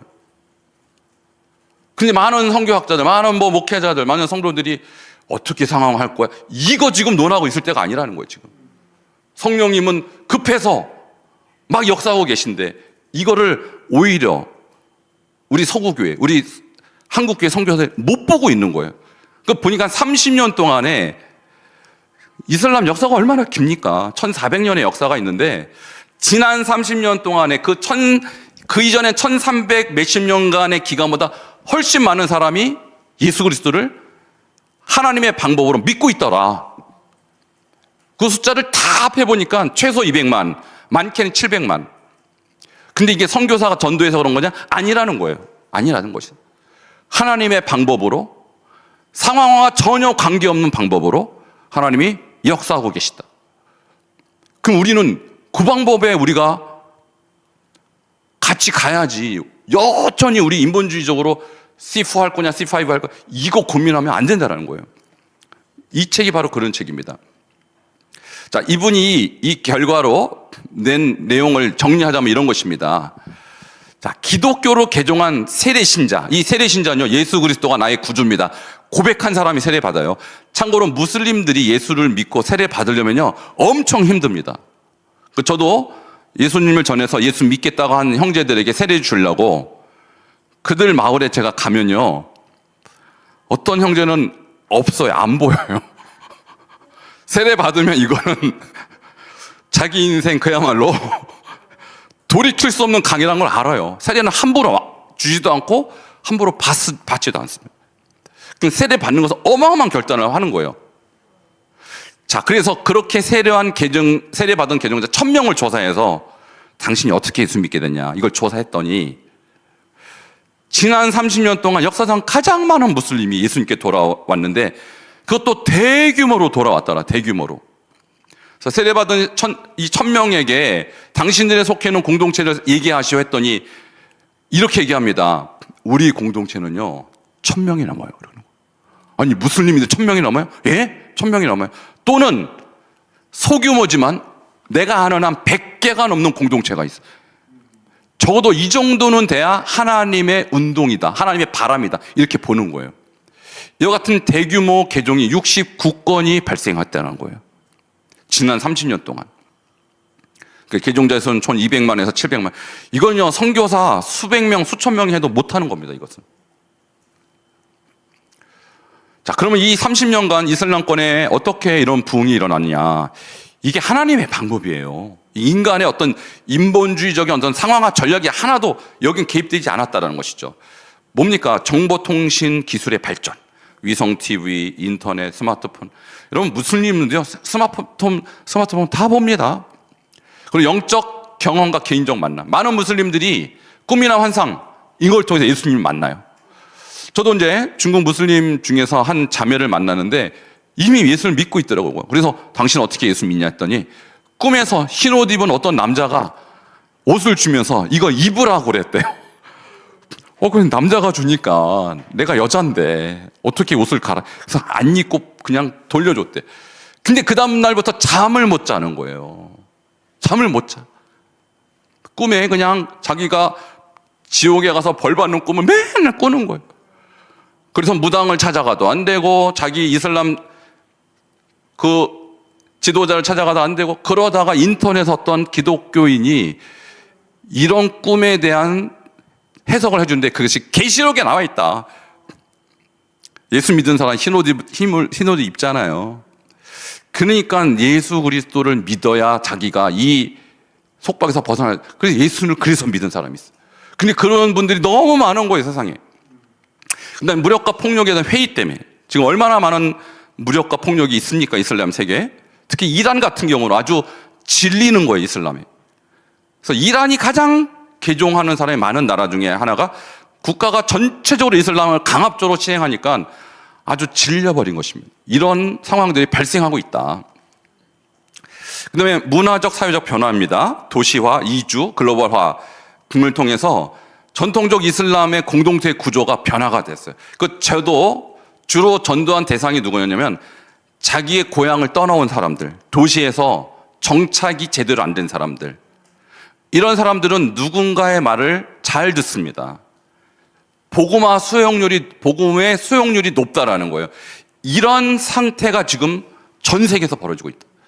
그리고 선교 전략 및 제자화 운동의 변화. 그래서 적극적으로 복음 전하자, 적극적으로 무슬림들에게 그리스도를 전하자는 제자화 운동, 개척교 운동이 많이 또 일어나고 있어요, 곳곳에서. 이런 영향들로 최근 30년간 이슬람권이 부흥하게 된 배경이라는 것이죠. 그래서 이 책의 저자인 데이비드 게리스는 10가지 그리스도께로 나아가는 다리가 있다. 이 브릿지죠. 그래서 무슬림들에게 하나님이 무슨 브릿지를 통해서 인도했냐. 10가지를 정리한 것이 꿈과 환상, 성경과 복음의 접근. 그러니까 인터넷, 핸드폰 이런 걸 통해서 이제는 성경을 무지하게 편안한 방법으로 받아볼 수 있다. 전에는 불가능했던 성경에 관한 영화, 이론, 신학적 설명 이런 것들을 이제는 자기 마음대로 볼 수 있는 거예요. 그러니까 하나님의 방법이죠.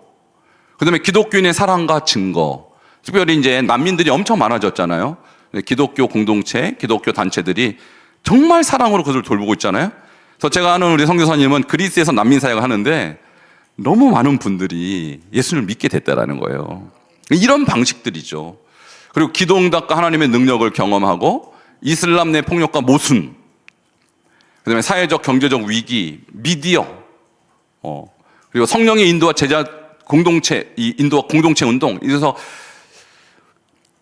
지금은 많은 분들이 공동체를 시도하고 있고요. 현지인 지도자들의 등장, 교회 개척 운동과 제자화 전략 이런 것들이 다 하나의 다리로 이렇게 쓰임받고 있다는 것입니다. 자, 데이비드 게리스는 이 책의 저자의 주장을 요약하면 이렇습니다. 하나님은 오늘도 이슬람의 집안에 계시며 성령의 바람이 닫힌 창문을 하나씩 열고 있다. 사람의 지혜로, 사람의 어떤 선교 전략으로 지금 선교하는 시대가 아니라는 거예요.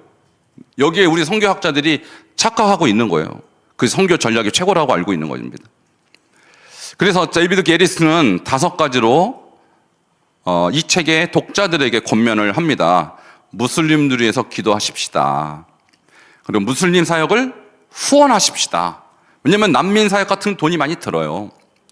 그리고 무슬림에게 우리도 다가갑시다. 왜냐하면 무슬림은 전 세계에 다 있습니다. 이제는 한국에도 40만이 있어요. 우리 지역 안에 있는 무슬림들에게 사역하자. 전에는 그냥 구경하고 그런 대상이었다면 이제는 그들을 전도 대상으로 여기자는 거예요. 그럼 무슬림들에게 복음을 직접 전합시다. 어떻게 전할까요? 성경도 주고 예수 영화도 주고 애니뜰이라는 아주 간단한 복음 제시 방법이 있어요. 언제 어디서나 할 수 있는 애니뜰이 복음 제시 방법으로 전하고, 제가 지난주에 사례로 발표했던 꾸란으로 예수 그리스도에게 연결하는 다리 잇기 이런 것들을 통하여서 자연스럽게 전할 수 있다는 것이죠. 자, 이제 결론을 내리겠습니다. 이제 상황화인가 혼합주의인가? 상황화 운동이 대부분 혼합주의로 갔습니다. 그럼 우리는 어떻게 되냐? 상황화에 매몰되면 안 돼요. 상황화를 너무 선교 전략으로 맹목적으로 추정하면 안 돼요. 그럼 어떻게 됩니까? 미시오 데이에서 모토스 데이로 바꿔야 돼요. 미시오 데이는 하나님의 선교라는 거거든요. 이거 뭐 나쁜 거냐? 아니에요. 좋은 거예요. 근데 미시오 데이가 잘못 적용돼서 그리스도 예수의 죽음과 부활과 재림과 이런 어떤 복음의 본질보다는 그냥 선한 사마리안으로 사는 게 선교라고 오해하고 착각하게 만드는 요소가 이 안에 굉장히 많아요. 그럼 이것이 나빠서가 아니라 적용하는 사람들이 잘못 적용할 가능성이 많기 때문에 우리는 모토스 데이가 뭐냐면 모토스가 무브먼트라는 뜻이고 데이는 하나님. 하나님의 운동입니다. 제가 두 번째 책을 소개할 텐데 이 책이 바로 그런 책이에요. 이슬람 세계 부는 바람과 같이 이 모토스 데이, 하나님의 운동이란 이 책은 이슬람권뿐만 아니라 전 세계의 여러 종교권에서 일어나고 있는 하나님의 바람, 성령의 바람을 정리한 책이에요. 내용은 이슬람 세계 부흥만하고 똑같아요. 하나님은 전 세계 어디서든 강하고 담대한 주의 종들을 통해서 역사하신다. 근데 그 강하고 담대한 종이 선교사가 아닌 경우가 많아요. 현지인들인 경우가 많다라는 것입니다. 그래서 이 책에서 주장하는 것은 뭐냐면 이제는 하나님이 불게 하신 그 선교의 바람, 성령의 바람에 우리가 동참하자요. 지금까지 우리가 연구했잖아요. 우리가 연구해서 어떻게 할까? 우리가 생각해놔서 그대로 한번 해보자. 안 되잖아요. 하나님의 방법에 우리가 그냥 협력하고 순종하는 것이 더 빠르지. 우리가 아무리 머리 굴려도 하나님보다 더 좋은 전략이 나오겠습니까? 그래서 미시오 데이와 모토스 데이를 그냥 제가 간단하게 정리하면 이런 것입니다. 미시오 데이는 하나님의 선교라는 뜻이에요. 좋죠? 근데 선교의 주체가 교회가 아니라 바로 하나님이라는 그런 내용이에요. 근데 여기에 어떤 우려가 있냐? 미시오 데이 개념이 너무 강조가 되면요. 하나님의 선교, 하나님이 알아서 하시겠지. 이런 생각을 한다라는 거예요. 그러니까 하나님이 하시고 우리는 단지 따라가는 것이라는 흐름이 생겨서 교회나 개인 성도가 내가 열심히 기도하고 열심히 전도하고 하는 어떤 사명감, 책임들이 흐려질 수 있어요. 이 미시오 데이 개념 안에는. 이게 전통적인 복음 선교라기보다는 좀 방관하는 선교로 갈 가능성이 높아요. 그리고 미시오 데이가 사회 정의, 구조 변혁, 피조 세계 회복 쪽으로 지나치게 치우치는 경향이 있어요. 소위 말하는 총체적 선교. 예수를 입으로 전해야만 선교냐. 복음도 중요하지만 빵도 중요하다. 빵 나눠주는 것도 전도야. 이렇게 주장하는 거예요. 맞는 얘기인데 빵만 주고 복음 안 전하면 어떻게 돼요? 이 사람 구원 받습니까? 구원 못 받잖아요. 그러니까 미시오 데이가 총체적 선교와 연결이 돼 있는데 복음 전파, 특별히 개인 구원이 사회 선교와 분리 없이 포괄적으로 이해가 되는 거예요. 그래서 복음의 중심성이 예수가 아닌 어떤 사회 개혁, 사회 변혁 이쪽으로 가게 된다는 것이죠. 굉장히 위험한 것입니다. 이것은. 그러니까 미시오 데이가 상황화를 과도하게 강조하는 경향이 있고요. 그러면 결국 복음 메시지가 문화적, 정치적 이데올로기로 변질될 가능성이 많다. 미시오 데이 나쁜 거 아닙니다만 적용할 때 이런 위험 요소가 많은데 이걸 무비판적으로 미시오 데이, 우리는 미시오 데이 할 거야. 우리는 총체적으로 선교할 거야. 근데 그 결과가 뭐냐? 예수 믿는 사람은 별로 안 나타나는 거예요. 선교사들이 얼마나 고생하고 한국교회가 얼마나 많은 재정을 붓고 얼마나 많은 기도를 하는데 이렇게 무의미한 선교를 해서 되겠습니까? 그럼 우리는 어떻게 되냐? 모토스 데이로 가야 됩니다. 모토스 데이는 하나님의 선교이긴 하지만 이 선교의 결론적으로 역사가 일어나는 거예요. 자, 선교는 인간의 사역이 아니라 하나님이 움직임에 응답하는 순종이다. 그래서 교회는 이 성령의 물결 위에 함께 움직이는 하나님의 공동체로 정의가 되는 거예요. 그러니까 선교를 하나님이 하시는데 미시오 데이는 그냥 약간 방관자예요. 그러니까 우리가 할 일은 그냥 뒤에서 하나님이 잘하시도록 이렇게 도와주자. 약간 서포터 개념이에요. 근데 모투스 때는 그게 하나님이 선교하시는 하나님인 것처럼 우리도 그와 함께 선교하자. 우리도 그와 함께 전진 앞으로 가자. 이것입니다. 그래서 모투스 데이는 선교 운동이요, 상당히 현실적이고 실제적이에요. 제자 만들기 사역, 교회 개척 사역, 이런 것들을 강조합니다. 이 하나님의 운동, 모투스 데이는 종종 핍박과 영적 대결성에서 강화가 돼요. 또 아까 C5가 문제가 되는 것은 박해를 피하며 계속 밑자란 거 아니에요? 근데 그래 갖고는 어떻게 교회가 강화가 됩니까? 그래서 핍박도 받을 준비를 하는 것입니다. 이 모투스 데이는. 그래서 교회 성장의 본질은 십자가적 순종이지, 그냥 고백 없는 신자들만 많이 모이게 하는 것이 교회 성장이 아니다. 이런 주장을 하는 것이죠. 그 모투스데이의 이 사례들을 이렇게 쭉 모아보면요, 성령이 주도해요. 그래서 모든 사례에서 운동의 시작은 인간의 계획이 아닌 하나님의 인도, 성령 인도로 시작해요. 그래서 아까 얘기했던 이 데이비드 게리슨이 얘기했던 내용과 똑같은 얘기가 전 세계 이슬람권, 힌두권, 무슨 중국, 전 세계 사례를 다 모아놓은 책이에요. 또 기도 중에 받은 인도, 꿈, 환상, 이런 말씀들을 많은 사람들이 하나님으로부터 받습니다. 그리고 놀라운 것은 선교사가 주도하지 않고 현지인이 주도한다는 거예요. 제가 이제 중국에서 있었으니까요. 중국 사례를 보면요, 한국 같으면 집사님 정도밖에 안 되는 분이 교회 막 10개씩 개척해요. 그리고 그분들이 자기가 하나님의 말씀을 깨닫고 설교를 하면 많은 분들이 감동을 받아요. 그러니까 이것을 통해서 우리가 볼 때, 물론 그분들도 부족한 부분이 있겠지만 우리가 생각하는 것처럼 우리나라 기독교의 집사님들이 교회 세웁니까? 못 세우잖아요. 설교를 하면 합니까? 못 하잖아요. 왜 못 합니까? 기대 자체를 안 하잖아요. 성령이 저런 분한테 역사할까? 기대를 안 하잖아요. 근데 중국은 집사만 돼도 교회를 10개씩 개척한다고요. 이것이 우리가 하나님에 대한 기대가 다르다는 것이죠. 성령님은 충분히 누구에게라도 역사하시고 누구를 통해서도 선교할 수 있다. 그래서 선교사가 주도하지 않고 현지인이 복음을 전하고 제자를 세우고, 외부인, 선교사는 촉진자예요. 협력자. 그래서 관계적 제자화 모임보다는 삶의 순종. 순종하는 제자를 만들고 배운 것을 즉시 순종하는 그런 재상선 구조라는 것입니다. 자, 그다음에 네 번째는 건물이나 예배 형식이나 제도보다는 공동체와 순종 중심의 교회가 형성되는 거예요. 그 실제적인 교회가 되는 것이죠. 그다음에 고난 속에서 확산된다는 공통점이 있어요. 고난을 피해서는 부흥도 없다. 그래서 핍박, 경제난, 정치적 제한 속에서도 이 성령의 운동은 오히려 강화된다는 거예요. 지금 중국도 이 가정교회 중에 제일 큰 교회의 목회자들 20명이 현재 공화국에 끌려갔거든요. 그러면 교회가 위축될까요? 아니요, 더 부흥돼요. 훨씬 더 부흥된다고요. 뭐 이런 것들 우리는 하나님의 선교 운동의 한 모양으로 받아들여야 된다. 6번이 뭐냐면 성경적 상황을 했다라는 거예요. 상황을 안 한 것이 아니라 성경적으로 했다. 각 문화에 맞게 복음이 표현되되 혼합주의가 아닌 순종 중심의 상황을 실천한 결과들로 하나님의 선교 운동이 펼쳐졌다. 이렇게 정리가 되겠습니다. 자, 오늘 결론을 내겠습니다. 모투스데이 선교신앙의 결론입니다.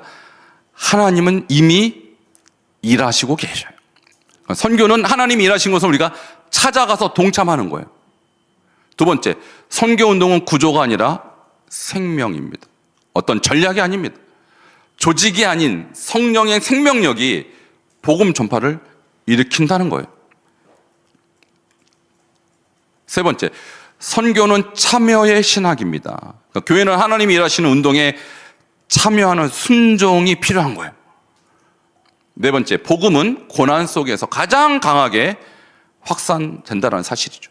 우리 C5, 현실적으로는 이해를 하지만 그것이 전략이 돼서는 더 이상 복음은 확산력을 잃을 수밖에 없어요. 그래서 모투스데이는 십자가 운동으로 나타나는 것입니다. 자, 이상과 같이 상황화인과 아니 혼합주의인가라는 제목으로 말씀을 드렸고요. 결국 우리는 상황화가 선교의 정답이라고 자꾸 생각하지만 상황화는 절대 정답이 아닙니다. 필요는 하지만 상황화 없이도 하나님은 우리의 상상을 뛰어넘는 방법으로 지금 전 세계에 자신의 존재를 나타내고 계셔요. 우리처럼 선교를 많이 알아야 선교가 일어난다고 하는 그 착각을 하나님 깨트려 버리셔요. 그래서 이슬람권이든 중국이든 어느 나라나 마찬가지입니다. 이런 어떤 선교적인 상황들을 우리가 이 귀한 책들을 통해서 확인하였고요. 그렇다면 우리는 어떻게 선교할 것인가? 하나님이 하시는 그 선교 운동, 성령의 선교 운동이 지금도 일어나고 있고 우리나라에도 분명히 일어나고 있어요. 그런 어떤 성령의 역사를 우리가 깨닫고 기도하고 함께 힘을 모을 때 하나님이 우리를 그 선교 운동의 한 일원으로서 사용해 주시리라 믿습니다. 잠깐 기도하겠습니다. 주님 감사합니다. 오늘 하나님께서 전 세계에 어떻게 선교하시는지 우리가 함께 보았습니다. 비록 상황화 중요한 전략이고 또 필요한 전략입니다. 우리가 인본주의적으로 인간의 생각으로 이것을 너무 의존하지 않았는가 돌아봅니다. 잘못하여 변질된 그런 선교를 하지 않았나 회개하는 마음으로 주님 앞에 나왔습니다. 이제는 하나님이 하시는 선교에 우리가 참여하게 하시고 순종하는 선교가 되게 하여 주시옵소서. 예수 그리스도 이름으로 기도하옵나이다. 아멘.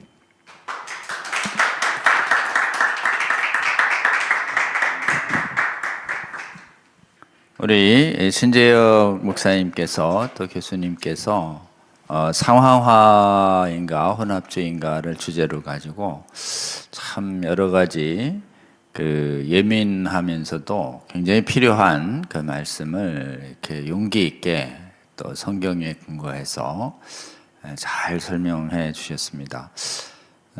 저도 신학교에서 문화인류학 그 상황화에 관한 폴 히버트의 책을 가지고 한 학기 내내 배웠는데요. 저는 그냥 폴 히버트의 내용을 좋다고만 주로 배운 것 같아요. 폴 히버트가 어떤 문제가 있는지에 대하여 특히 그 실제 적용 과정에서 공동체가 성경을 기준으로 문화를 잘 분별해야 된다는 말이 틀리진 않았는데 실제 적용하다 보면은 그 공동체가 신학적 분별력이 성숙하지 않을 때 정말 혼합주의 위험이 있다. 이 얘기를 우리 학교의 교수님이 해주셨으면 얼마나 좋았을까. 실제 적용할 때 굉장히 위험할 수 있다. 특히 저희가 그러는데 선택권을 아직 성숙하지 않은 현지인한테 줘야 한다. 그런 얘기가 거기 좀 있어요. 그리고 자유주의도 형제인 것처럼 좀 써 있어요. 폴 히버트가 워낙 폴 히버트의 문화인류학이 기본서처럼 돼 있어서 폴 히버트를 이렇게 문제 있다고 얘기할 때 상당한 저항을 각오해야 합니다. 왜냐하면 폴 히버트를 너무 좋아하시는 분들이 많고 폴 히버트님은 교수님은 절대 틀릴 수 없어 이렇게 생각하시고 폴 히버트를 흠모하는 분들이 많기 때문에 사실은 폴 히버트를 이렇게 정확하게 비판하는 부분들에 대해서 제가 들은 적이 없어요. 그래서 저는 그냥 거기 그 자유주의를 형제로 보는 관점과 현지인에게 그렇게 선택권을 주는 거는 좀 문제인 것 같다 이렇게만 얘기했지. 우리 교수님처럼 실제 적용하다가 그 현지 공동체가 분별력이 약하면요 이게 사실은 어려워. 이거 저게 핵심이구나.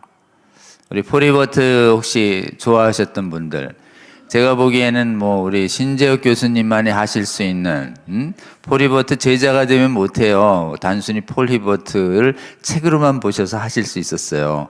폴 히버트는 저 트리니티의 권위자였거든요. 만일 폴 히버트 밑에서 강의를 들으셨다면 어려우셨을 것 같다 이렇게 보이고요. 그 다음에 이제 폴 플러 신학교의 크래프트 야, 상황화를 얘기할 때 크래프트도 또 그렇게 많이 나옵니다. 여러분 진짜 지적으로 굉장히 좀 높아지시는 거예요. 선교학에 굉장히 유명한 사람인데 직접 사사 받으면서 문화가 중립적이다라는 말이 얼마나 위험한 거냐. 문화에 비성경적인 부분이 있는데 지금 받아들여야 되냐 물었더니 그냥 두면 변할 것이다. 살해 있냐? 없다. 정말 무책임한 거 아니냐 이거죠.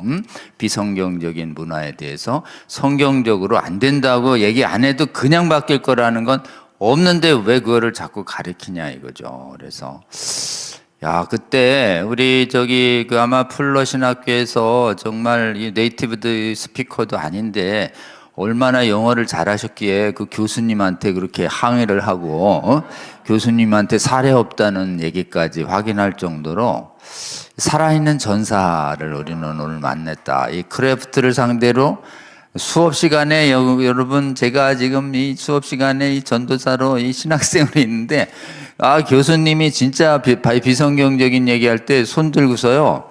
그 좀 성경적이지 아니지 않습니까? 이 입대기가 그렇게 어려워요. 입대기가. 그런데 정말 살아있는 전사를 또 우리는 만났다. 이렇게 여러분 귀한 강의입니다. 이 상황화의 문제가 특히 용어를 의미적으로 바꿀 때 굉장히 위험하다. 용어 가능한 그대로 써라. 왜 그래야 될까요? 용어 그 자체가 하나님이 선택하신 용어이기 때문에 그렇습니다. 이게 축자 영감의 교리예요. 용어는 바꿔도 돼요. 의미만 살아나면 됩니다. 이게 사상 영감설이란 뜻이에요. 메시지 영감설. 이거 안 받습니다. 우리는 어디까지 하나님의 말씀으로 보냐? 용어까지도 하나님의 말씀으로 보는 거예요. 그 용어를 그대로 번역해서 하나님이 이스라엘 문화 속에서 유대 국가의 문화 속에서 어떻게 한 걸 유대 문화를 배워서 해석해야지 그걸 자기들이 마음대로 번역해서 자기들 문화 속에서 보면 안 된다라고 하는 것이죠. 그렇기 때문에 여러분 이 문화적 상황화를 할 때 용어를 바꾸려고 할 때 특히 성경적인 용어가 아닌 다른 용어 쓸 때요. 십자가 대속 대신에 어디에서는 주로 정말 이렇게 사형만 시킨다 그러면 사형 대속이라고 쓸 수 있나요? 안 되는 거죠, 이거는. 십자가라는 그 용어를 하나님 쓰셨고, 어린 양으로 계속 제사했는데, 우리는 염소 제사했어요. 그럼 어린 염소 희생양. 이렇게 하면 안 되는 거 아닙니까? 이런 것처럼 기본적으로 용어 자체가 하나님이 쓰신 용어를 함부로 바꾸면 안 된다. 라는 우리 성수협의 모토적인 측면에서 이 상황화가 얼마나 위험한지도 참 잘 말씀해 주셨습니다. 특별히 정말 이 C1, 2, 3, 4, 5 여러분 듣지도 못했죠? C1, 2, 3, 4, 5 그러니까 C4에서 C5가 얼마나 위험한지 그 C5를 현지인들의 고통을 생각해 보세요. 그렇게 함부로 얘기할 수 있어요? 이러면 우리가 할 말이 없는데 그럼에도 불구하고 우리의 교회의 역사와 성경적인 역사를 볼 때 하나님이 그런 상황 속에서도 정말 복음을 증거하라 라고 하는 정말 힘들지만 성경적인 메시지를 고수할 때 우리의 복음이 살아있다. C5를 너무 쉽게 얘기할 수는 없지만 C5를 일시적으로 또 안전을 위해서 할 수는 있지만 계속 C5에 머무르라고 할 수는 없는 거 아니냐 이런 거죠. 정 어려우면 공동체에서 나와서 아른전한 단체로 피신할 수는 있겠죠. 그러나 C5 자체로서 복음을 그대로 성경적 선교다라고 얘기하는 것은 정말 가슴 아프지만 우리 개혁주의나 성경적인 선교에서 선을 그을 수밖에 없는 것이 C5다. C5는 우리 복음주의 개혁주의 선교 개념에서 성경적 선교로 수용할 수 없다라고 하는 부분들을 가슴 아프지만 정확하게 말씀을 좀 해주신 것도 전 신재영 목사님이 이슬람 지역에 안 갔다 오고 얘기하셨으면 아마 정말 가보지도 않고 어린이한테 얘기했다고 얘기하셨을 텐데 이분께서 직접 거기서 큰 사역하시고 어려운 형제를 사실은 거기서 정말 샤리아 법정 가서 자네 순교하게 할 수는 없잖아요. 그러니까 아마 우리 해서 이렇게 공동체로 이전하는 형태로 해서라도 정말 믿음의 형제들의 신앙을 지켜주려고 하셨다. 그런 부분들 체험적으로 말씀하시기 때문에 굉장히 귀하신 말씀이다, 이런 생각이 들었고요. 또 하나는 정말 요즘 정말 복음이 이제 박해가 심한 곳에, 또는 현지에 막 주술 문화가 아주 심한 곳에 복음을 그대로 전하지 어려워해서 막 타협하려고 하는데, 하나님께서 보란 듯이 신학을 많이 한 사람들은 타협하려고 하고, 기본적으로 여러 가지로 좀 경험이 많은 분들은 자꾸 교리를 탄압하려고 하는데, 하나님이 신학훈련과 복음훈련을 덜 받으신 분들에게 성령께서 강력히 역사하셔서 거기서 성령이 주도하는 가운데 고난을 이겨내며 복음을 전하는 운동이 이렇게 새롭게 일어나고 있다라고 하는 깊은 소식을 우리 게리슨이라고 하는 신학자의 통계조사를 통해서 이렇게 알려주셨다는 게 너무 감사하다. 왜냐하면은 복음을 타협하지 않고는 전할 수 없다라고 하는 것에 대해서, 복음을 타협하지 않고 얼마든지 선교가 일어난다라고 하는, 그리고 그분들은 고난을 피하는 게 아니라 고난을 견디며 지금 상당한 지금 전도의 성과를 이뤄내고 있다는 이 놀라운 소식을 저희는 들었습니다. 요즘 세계에서 비서구 기독교라는 얘기가 많이 나오고, 서구 유럽 중심으로 해서 선교의 무대가 지금 아시아권과 남미와 아프리카 사하라 남쪽으로 변했다, 이렇게 얘기합니다. 세계 기독교의 증가가 그쪽으로 변했는데 특징이 있습니다. 하나는 성령께서 강력하게 역사하신다는, 성령의 놀라운 초자연적인 능력이 교회 성장에 큰 역할을 한다라고 하는 것이 요즘 이렇게 비서구 교회의 성장을 주도하는 교회들의 큰 특징이라는 것입니다. 그 부분을 오늘 아마 잘 말씀해 주신 것 같고, 두 번째는 신학적으로도 말이죠. 서구는 완전히 합리주의 신학으로 자유주의화 됐는데, 지금 남미, 아프리카, 아시아 쪽에 살아남은 교회는 성경을 굳게 믿는, 정말 우리처럼 성경의 신적 권위를 그대로 믿는 보수적인 선교사님들이 거기다가 그 신학을 심어놨기 때문에 실제로 신학적으로 훨씬 우리만큼 서구보다 훨씬 성경적이라는 거예요. 이 양대축이 지금 서구 기독교 성장의 원인이다라고, 오늘 우리 목사님은 성령의 놀라운 은혜를 얘기했지만 동시에 어떻습니까? 성령의 놀라운 역사에 동참하면서 우리가 할 일은 복음을 원형 그대로 증거하는, 복음을 온전한 그대로 증거하는 부분들이 같이 가야 하는, 그래서 실제로는 두 가지의 실천적인 말씀을 말씀하셨어요. 교회 세우기 운동, 처치 플랜팅 무브먼트와 그 다음에 제자 삼기 운동, DMM 운동이라고 해서 디사이플 메이킹 운동으로 실제로 하나님의 운동이 그렇게 구현되고 있다라고 얘기를 합니다. 여러분, 우리 급성장하고 있는 우리 아시아 지역과 남미와 그 다음에 아프리카 지역에 지금 정말 성령께서 역사하셔서 수많은 회심자들과 신자들을 모아놓고 있는데, 거기에 진짜 뭐가 필요할까요? 진짜 올바르게 성경을 가르치고 교리를 가르치고 교회사의 교훈을 가르쳐서 정말 말이죠, 자유주의의 이 현란한 미혹을 막을 수 있도록 하는 복음주의적인 신학 훈련이 진짜 요구되는 시대다라고 할 수 있습니다. 정말 이 한국에 남아있는 신학은요, 세계 최고의 신학적 수준이에요. 그리고 한국에 남아있는 이 복음주의 신학은 서구에 미혹하는 이 자유주의적인 이 용납주의적인 신학을 넉넉히 이기도 남을 귀한 신학이 한국에 남아있는 거죠. 한국에서 신학훈련을 받으신 분들은 반드시 지금 넘쳐 올라가지고 정말 성도들이 단순한 훈련으로 성도가 들을 때 갑자기 누가 학위 달았다 그러면서 지금 옥스퍼드 캠브리지에 나 신학자야, 그거 지금 허당이야 이러면서 개종한 사람들 다 자유주의로 물들게 하면 여러분 어떻게 하시겠어요? 그럴 때 여러분 우리의 특히 한국에 정말 체계적으로 신앙을 받은 이 한국의 훈련받은 선교사님들과 목사님들이 가서 현지에서 뭐요? 복음주의 신학교 세우고 복음주의적인 제자훈련 돕는 거. 이거는 제가 보기엔 시간이 걸리는 게 문제죠. 그냥 정말 하나님께서 성령 은사 주셔서 팍 감동해서 은사 나타나가지고 갑자기 막 개종을 만들긴 쉽지만 그 사람들에게 체계적으로 신구약 전체를 바른 관점으로 가르치고 교회사도 가르치고 웨스민스터 신앙고백도 가르치고 자유주의 신분 이런 거 다 가르쳐서 이런 헛소리 하는 사람들 오면 딱 방어할 수 있게 이런 거는 시간이 걸릴까요? 안 걸릴까요? 걸리죠. 그냥 영적인 능력으로 막 뜨거워진 사람들에게도 분별력을 가지도록 하는 훈련이 있을 때 어디를 쓰실 것 같습니까?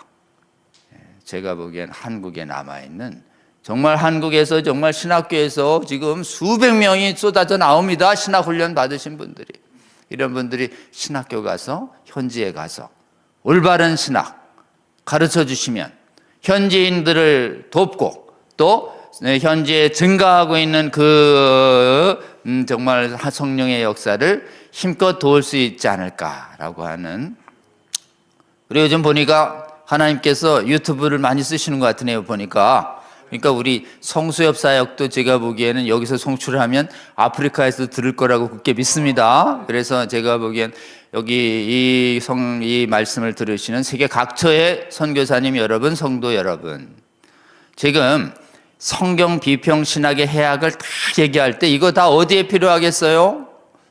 지금 성령의 감동으로 지금 막 새신자 된 사람들, 그리고 신학적으로 분별력이 약한 현지화의 사람들에게 급격히 오늘 성수협의 강의를 잘 전달해 주셔서 그것에서 이 복음적인 방어력을 가질 수 있도록 돕는 것이 우리 사역일 수 있다. 하나님께서 우리의 영상 강의를 귀하게 사용하여 주시는 것, 동시에 뭐예요? 성경 선도에는 반드시 기도해서 성령께서 역사하시도록, 우리가 아무리 노력해야 성령께서 역사하셔야 지금 전도가 일어나고 구원이 일어난다라고 하는 자명한 원리 앞에서 우리는 반드시 기도해야 되겠다. 여러분 초대합니다. 청계산으로 오세요. 그리고 각처에서 또 기도해 주시면 좋을 것 같습니다. 여러분 정말 오늘은 우리가 성수협의 우리 운동에 아주 정말 필요한 귀한 강의, 여러분 우리 예감이라고 잘 못 들어보셨죠? 기감은 크고요, 예감은 굉장히 작습니다. 감리교 안에서도 성경 믿고 또 WCC 문제가 있을 때 신앙의 순수함을 지키기 위해서 이렇게 정말 아주 우리나라에 크지 않은 규모로 만들어서 현재까지 순전한 신앙을 지켜오고 있는 귀한 공동체인데요.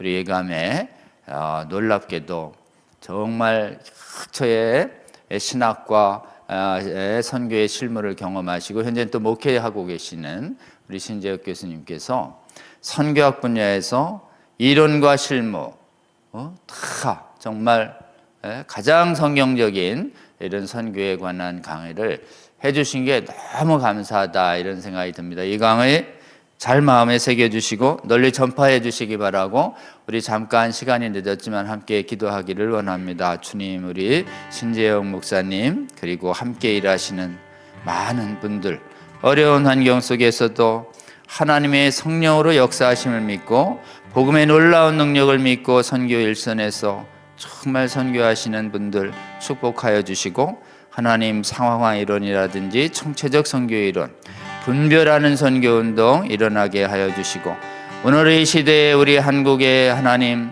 성도들과 또 교회의 지도자들과 그 다음에 전도사들과 목사들과 선교사들에게 기대하시는 올바른 선교운동 하나님 잘 일어날 수 있도록 우리 신재영 목사님 하나님 함께하여 주시고, 이 강의가 널리 전파되게 하시고 이런 올바른 성경적 선교가 회복돼서 세계 각국의 선교지가 올바로 하나님 성경 충실한 주님의 참된 교회로 세워질 수 있도록 돕는 사역이 활발하게 일어날 수 있도록 우리 함께 해달라. 우리 주여 한번 부르고 함께 기도합니다. 주여 하나님 감사합니다. 오늘 우리 신재영 목사님 강의를 통해서 하나님 선교 현장의 아버지 상황과 이론이 얼마나 위험한지 또 증거하게 하여 주시고 분별할 수 있는 힘 주시니 감사합니다. 이 강의를 통해서 상황과 위험성을 직시하고 아버지여 혼합주의를 경계하는 올바른 선교학 이론이 일어날 수 있도록 주여 함께하여 주시옵소서. 오늘 시 1, 2, 3, 4, 5의 유형에 관한 하나님 말씀을 듣고 C4와 C5에 대한 얼마나 아버지 혼합주의 위험성이 있는지를 알려주시니 감사합니다. 하나님 안타깝지만 박해가 있는 상황에서 우리 믿음의 선배들을 아버지여 위험을 감수한 복음 증언을 포기할 수 없는 기준이 있음을 오늘 이 강의를 통해서 알려주시니 감사합니다. 하나님 여러가지 사정 때문에 C5를 용납하고 있고 정당화하려고 하는 이 유혹에서 돌이키는 아버지여 선교운동이 일어날 수 있도록 이 강의를 잘 사용하여 주시옵소서. 하나님 핍박이 있는 곳에 아버지의 여러가지 타협이론이 난무하는 이런 상황에서 하나님께서 아버지 신학훈련을 받지 않은 현지의 아버지의 지도자들을 영으로 깨우시고 그들을 성령 충만하게 하여 주시고 복음으로 무장시켜 아버지 이슬람 안에서 그 무엇보다도 아버지의 성령께서 주도하는 놀라운 선교운동이 일어나고 있음을 알려주시니 감사합니다. 동일한 현상이 아시아와 남미와 아프리카에서 활발히 벌어진다고 하고 아버지의 수많은 사람들이 놀라울 정도로 복음을 받아들이고 있다고 하는데 주여 그곳 사람들에게 올바른 아버지여 성경 읽기와 올바른 교회사의 교육과 올바른 교리 교육을 통해서 하나님 미혹을 막는 아버지여 교회의 지도자들을 세워주는 운동이 절실한 상황임을 우리가 보게 됩니다. 한국의 아버지여 수많은 아버지여 신학교에서 훈련받은 목사들과 훈련받은 전도사들과 선교사들이 해야 할 일이 무엇인지 알게 하여 주시고 성령의 놀라운 능력으로 아버지여 전세계 수많은 사람들을 아버지여 부흥시키고 있는 이 시대에 한국의 신학으로 훈련받은 수많은 선교사들과 목사들과 아버지여 학자들이 그곳에 가서 아버지여 신비주의 이단과 아버지여 자유주의 이단을 대적하는 올바른 신학훈련 제자훈련 교회 세우기 훈련, 신학교 세우기 훈련에 하나님 한국교회를 사용하여 주시고 이 사역 위에 아버지 헌신하려고 하는 우리 신재영 목사님과 같은 뜻을 가진 모든 학자들과 아버지여 선교사님들에 함께하여 주셔서 주여 이 성수역 강의와 함께 선교지를 바로 세우려고 하는 주님의 올바른 뜻을 아버지여 올바른 길을 제시하게 하여 주시고 아버지여 복음을 믿고 성령을 의지하며 아버지여 담대하게 아버지여 사도행전 전 선교에 전념하는 아버지여 선교와 교회 섬기는 운동이 일어남으로 말미암아 직접 강건하게 세우시는 주의 능력 보게 하여 주시고 한국교회를 한인교회들을 귀하게 사용하여 주시옵소서. 이 모든 기도 우리 구주 예수 그리스도의 이름으로 기도하옵나이다. 아멘. 네, 또 우리 몇 가지 광고하고 오늘 마치겠습니다. 우리 월요 강론 우리 이제 채널 공유 운동 계속하고 있습니다. 볼 때마다 이 강의가 쉽진 않지만 또 딱딱할 수 있지만 단단한 음식이어서 정말 교회를 선교지를 신학교를 강건하게 세우는데 귀한 강의 계속 제공되고 있으니 여러분께서 기회되는 대로 이 강의를 널리 공유해 주시고 또 채널 공유 운동에도 동참해 주시면 좋겠습니다. 다음이요. 네, 저희가 이제 성경 읽기 지금 과정을 우리 성경 비평적 성경 읽기를 경계하고 올바른 복음 전도자로 세우는 그런 성경 읽기 과정 하고 있는데요. 오늘 이름을 좀 바꿨습니다. 성순성 이름을 구원 위한 성순성인데 복음 전도자를 세우는 성순성으로 이름을 좀 바꿔서요.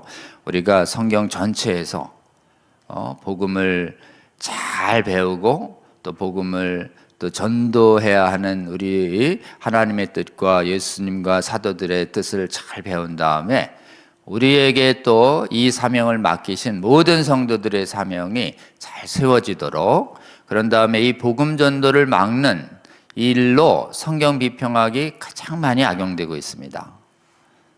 성경 읽기에서도 복음 전도가 사라진 풍성한 의미 얻기 성경 읽기가 너무 많아지고 있고요. 그 다음에 지금 설교에 있어서도 복음을 전도하고 복음의 전도자로 각 성도들에게 사명을 줘 교회 성도들이 복음 전도자로 세우는 설교를 듣기가 어렵습니다. 불신자에게 복음 전도하라는 설교도 해야 되지만 지금 있는 성도들에게 정말 위로와 지혜뿐만 아니라 생명의 복음을 전하는 전도자로 세워지는 설교들이 많이 약해지고 있고, 동일한 현상이 선교지에서도 여러 가지 복음 전도를 통한 영혼 구원의 선교 사명을 흐리는, 아까 상황화 논리, 미시오데이, 총체적 선교, 또 무슨 논리가 있냐면 세계 기독교 운동이라는 게 있어요. 세계 기독교 운동. 교리불문하고 다 한 형제다 이렇게 되면 뭐 자유주의며 카톨릭이며 그 다음에 이 신비주의 이단까지 다 손에 손잡고 한나라로 전도하자는 이상한 얘기가 되는 세계 기독교 운동이라는 개념이 있는데요. 요즘 제가 주제가 하나님 나라 복음 전도를 마음먹는 거짓 선교 신학의 미혹을 삼가라는 주제로 좀 해야 되겠다라고 생각을 해서 요 몇들 강의는 요 선교 분야와 설교 분야, 복음 전도에 좀 집중성을 회복하는 좀 강의의 성경적 근거를 찾고 미혹을 대적하는 힘을 이기는 강의를 하려고 합니다. 관심 가져주신 분 꼭 함께 참여해 주시기 바랍니다. 다음이요. 소그룹이 있습니다. 우리가 세계 모든 선교운동 역사를 보면 성경을 잘 읽고 또 소그룹으로 함께 성경 공부를 하면서 서로 선교자로 세워지는 과정이 다 있었습니다. 그래서 여러분, 우리 복음 전도자로 세워지는 전도 소그룹이 있습니다. 매주 목요일 오후에 성순성 강의 들으시고 성수협 강의 들으신 다음에 여러분이 각자 느끼신 감동과 적용을 여러분이 있는 현지에서 어떻게, 사역지에서 어떻게 적용할 건지를 나누는 모임이 5시부터 7시 반까지 있습니다. 형편껏 오셔서 함께 나누어 주셔서 서로 여러분 이 소그룹 모임을 통해서 전도자의 능력을 하나님께서 이렇게 우리에게 주시는 힘을 이렇게 하고, 또 전도하실 분들도 같이 모시고 오시면 좋을 것 같습니다. 이 소그룹 모임에도 관심 있으신 분 계속 참여해 주시기 바랍니다. 다음이요. 기도회가 이어서 8시 반부터 10시까지는 청계산에서 1시간 정도 각자 기도하고 합심 기도합니다. 저희가 짧지만 하나님 나라를 이 땅에 임하도록, 특히 성경 믿고 기도하는 교회가 회복되도록 하는 기도를 우리가 하은산 기도에 한 지가 벌써 1년 가까이 되는 것 같습니다. 개인적으로는 저는 한 3년 정도 이렇게 지금 해오고 있는데요. 많은 은혜가 있습니다. 여러분, 예수님이 하신 여러 가지 기도 있습니다. 새벽 기도 있고 골방 기도도 있지만 예수님이 가장 많이 하신 기도 중에 하나는 산 기도입니다. 한번 일주일에 한 번쯤 한번 산에 오셔서 하나님이 주신 말씀대로 말씀을 붙잡고 하나님 나라가 임하도록 하는 기도 운동 같이 하시고, 같은 기도 제목으로 세계 각처에서 기도 운동이 일어날 수 있도록 하시면 하나님께서 그 기도에 반드시 응답하시리라고 보이고요. 여러분, 우리가 기도를 통해서 성령의 권능을 입고 복음 전도자로 세우는 것이 성령의 권능 입는 목적의 핵심이다. 산에서 기도할수록 복음 전도의 힘을 얻을 수 있다, 간증할 수 있습니다. 함께 모여서 합심해서 기도하고 또 응답 받으시면 좋겠습니다. 다음이요. 다음 시간엔 이제 우리 감리교회 목사님이 오십니다. 감리교회 이제 보시면 알겠지만 좀 목사님이 보기에는 너무 젊은 청년같이 보이시죠? 굉장히 사실은 나이가 젊으십니다. 그리고 소속은 기감이십니다. 기감. 그런데 이 신학교 때부터 아주 그냥 비평학하고 열심히 싸우신, 정말 이분도 전사세요. 그리고 또 유튜브를 통해서 성경 비평을 해학을 경고해 오고, 일찍부터 이 변증해야 되겠다. 이 변증은 사실은 싸운다는 뜻이거든요. 우린 이렇게 해가지고 지금 담임 목사님이시기도 한데 젊은데 벌써 박사님이세요. 대단하시죠? 또 책도 쓰시고. 저에게 제 성경 비평을 대적하라 성수협 강의 들으시고 연락을 주셨어요. 한 1년 전에. 그래서 교제하기 시작했는데 오늘 오십니다. 여러분, 성경 비평학을 비평하다. 성경적으로.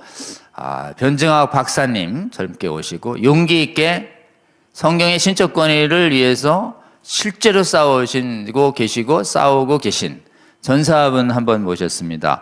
우리 이제 감리교의 주류세요. 기감 소속이십니다. 여러분, 우리 김희환 목사님 오실 텐데요. 기도해 주시고 다음번 강의도 꼭 기대해 주시면 좋겠습니다. 다음이요. 네, 오늘 정말 귀한 강의 해주셨습니다. 정말 이렇게 선교학을 조금 배우신 분들은 얼마나 신재혁 교수님의 강의가 귀하신지 아마 정말 아십니다. 여러분 꼭 들어주시고 널리 현재 계신 선교사님들께도 잘 전해주시고 이 강의를 잘 듣고 우리가 선교를 위해서 어떻게 해야 될지 마음 모으고 후원하시는 분들에게도 꼭 전해주셔서 올바른 성경적 선교가 회복되도록 하는데 한국교회 전체가 또 한국의 신학교가 또 한인들의 선교지가 올바로 회복되게 하는데 잘 사용하여 주시면 좋겠습니다. 여러분 긴 시간 함께 해주셔서 감사합니다. 그러면 저희는 다음 주 월요일에 또 뵙도록 하겠습니다. 함께 해주셔서 감사합니다. 고맙습니다.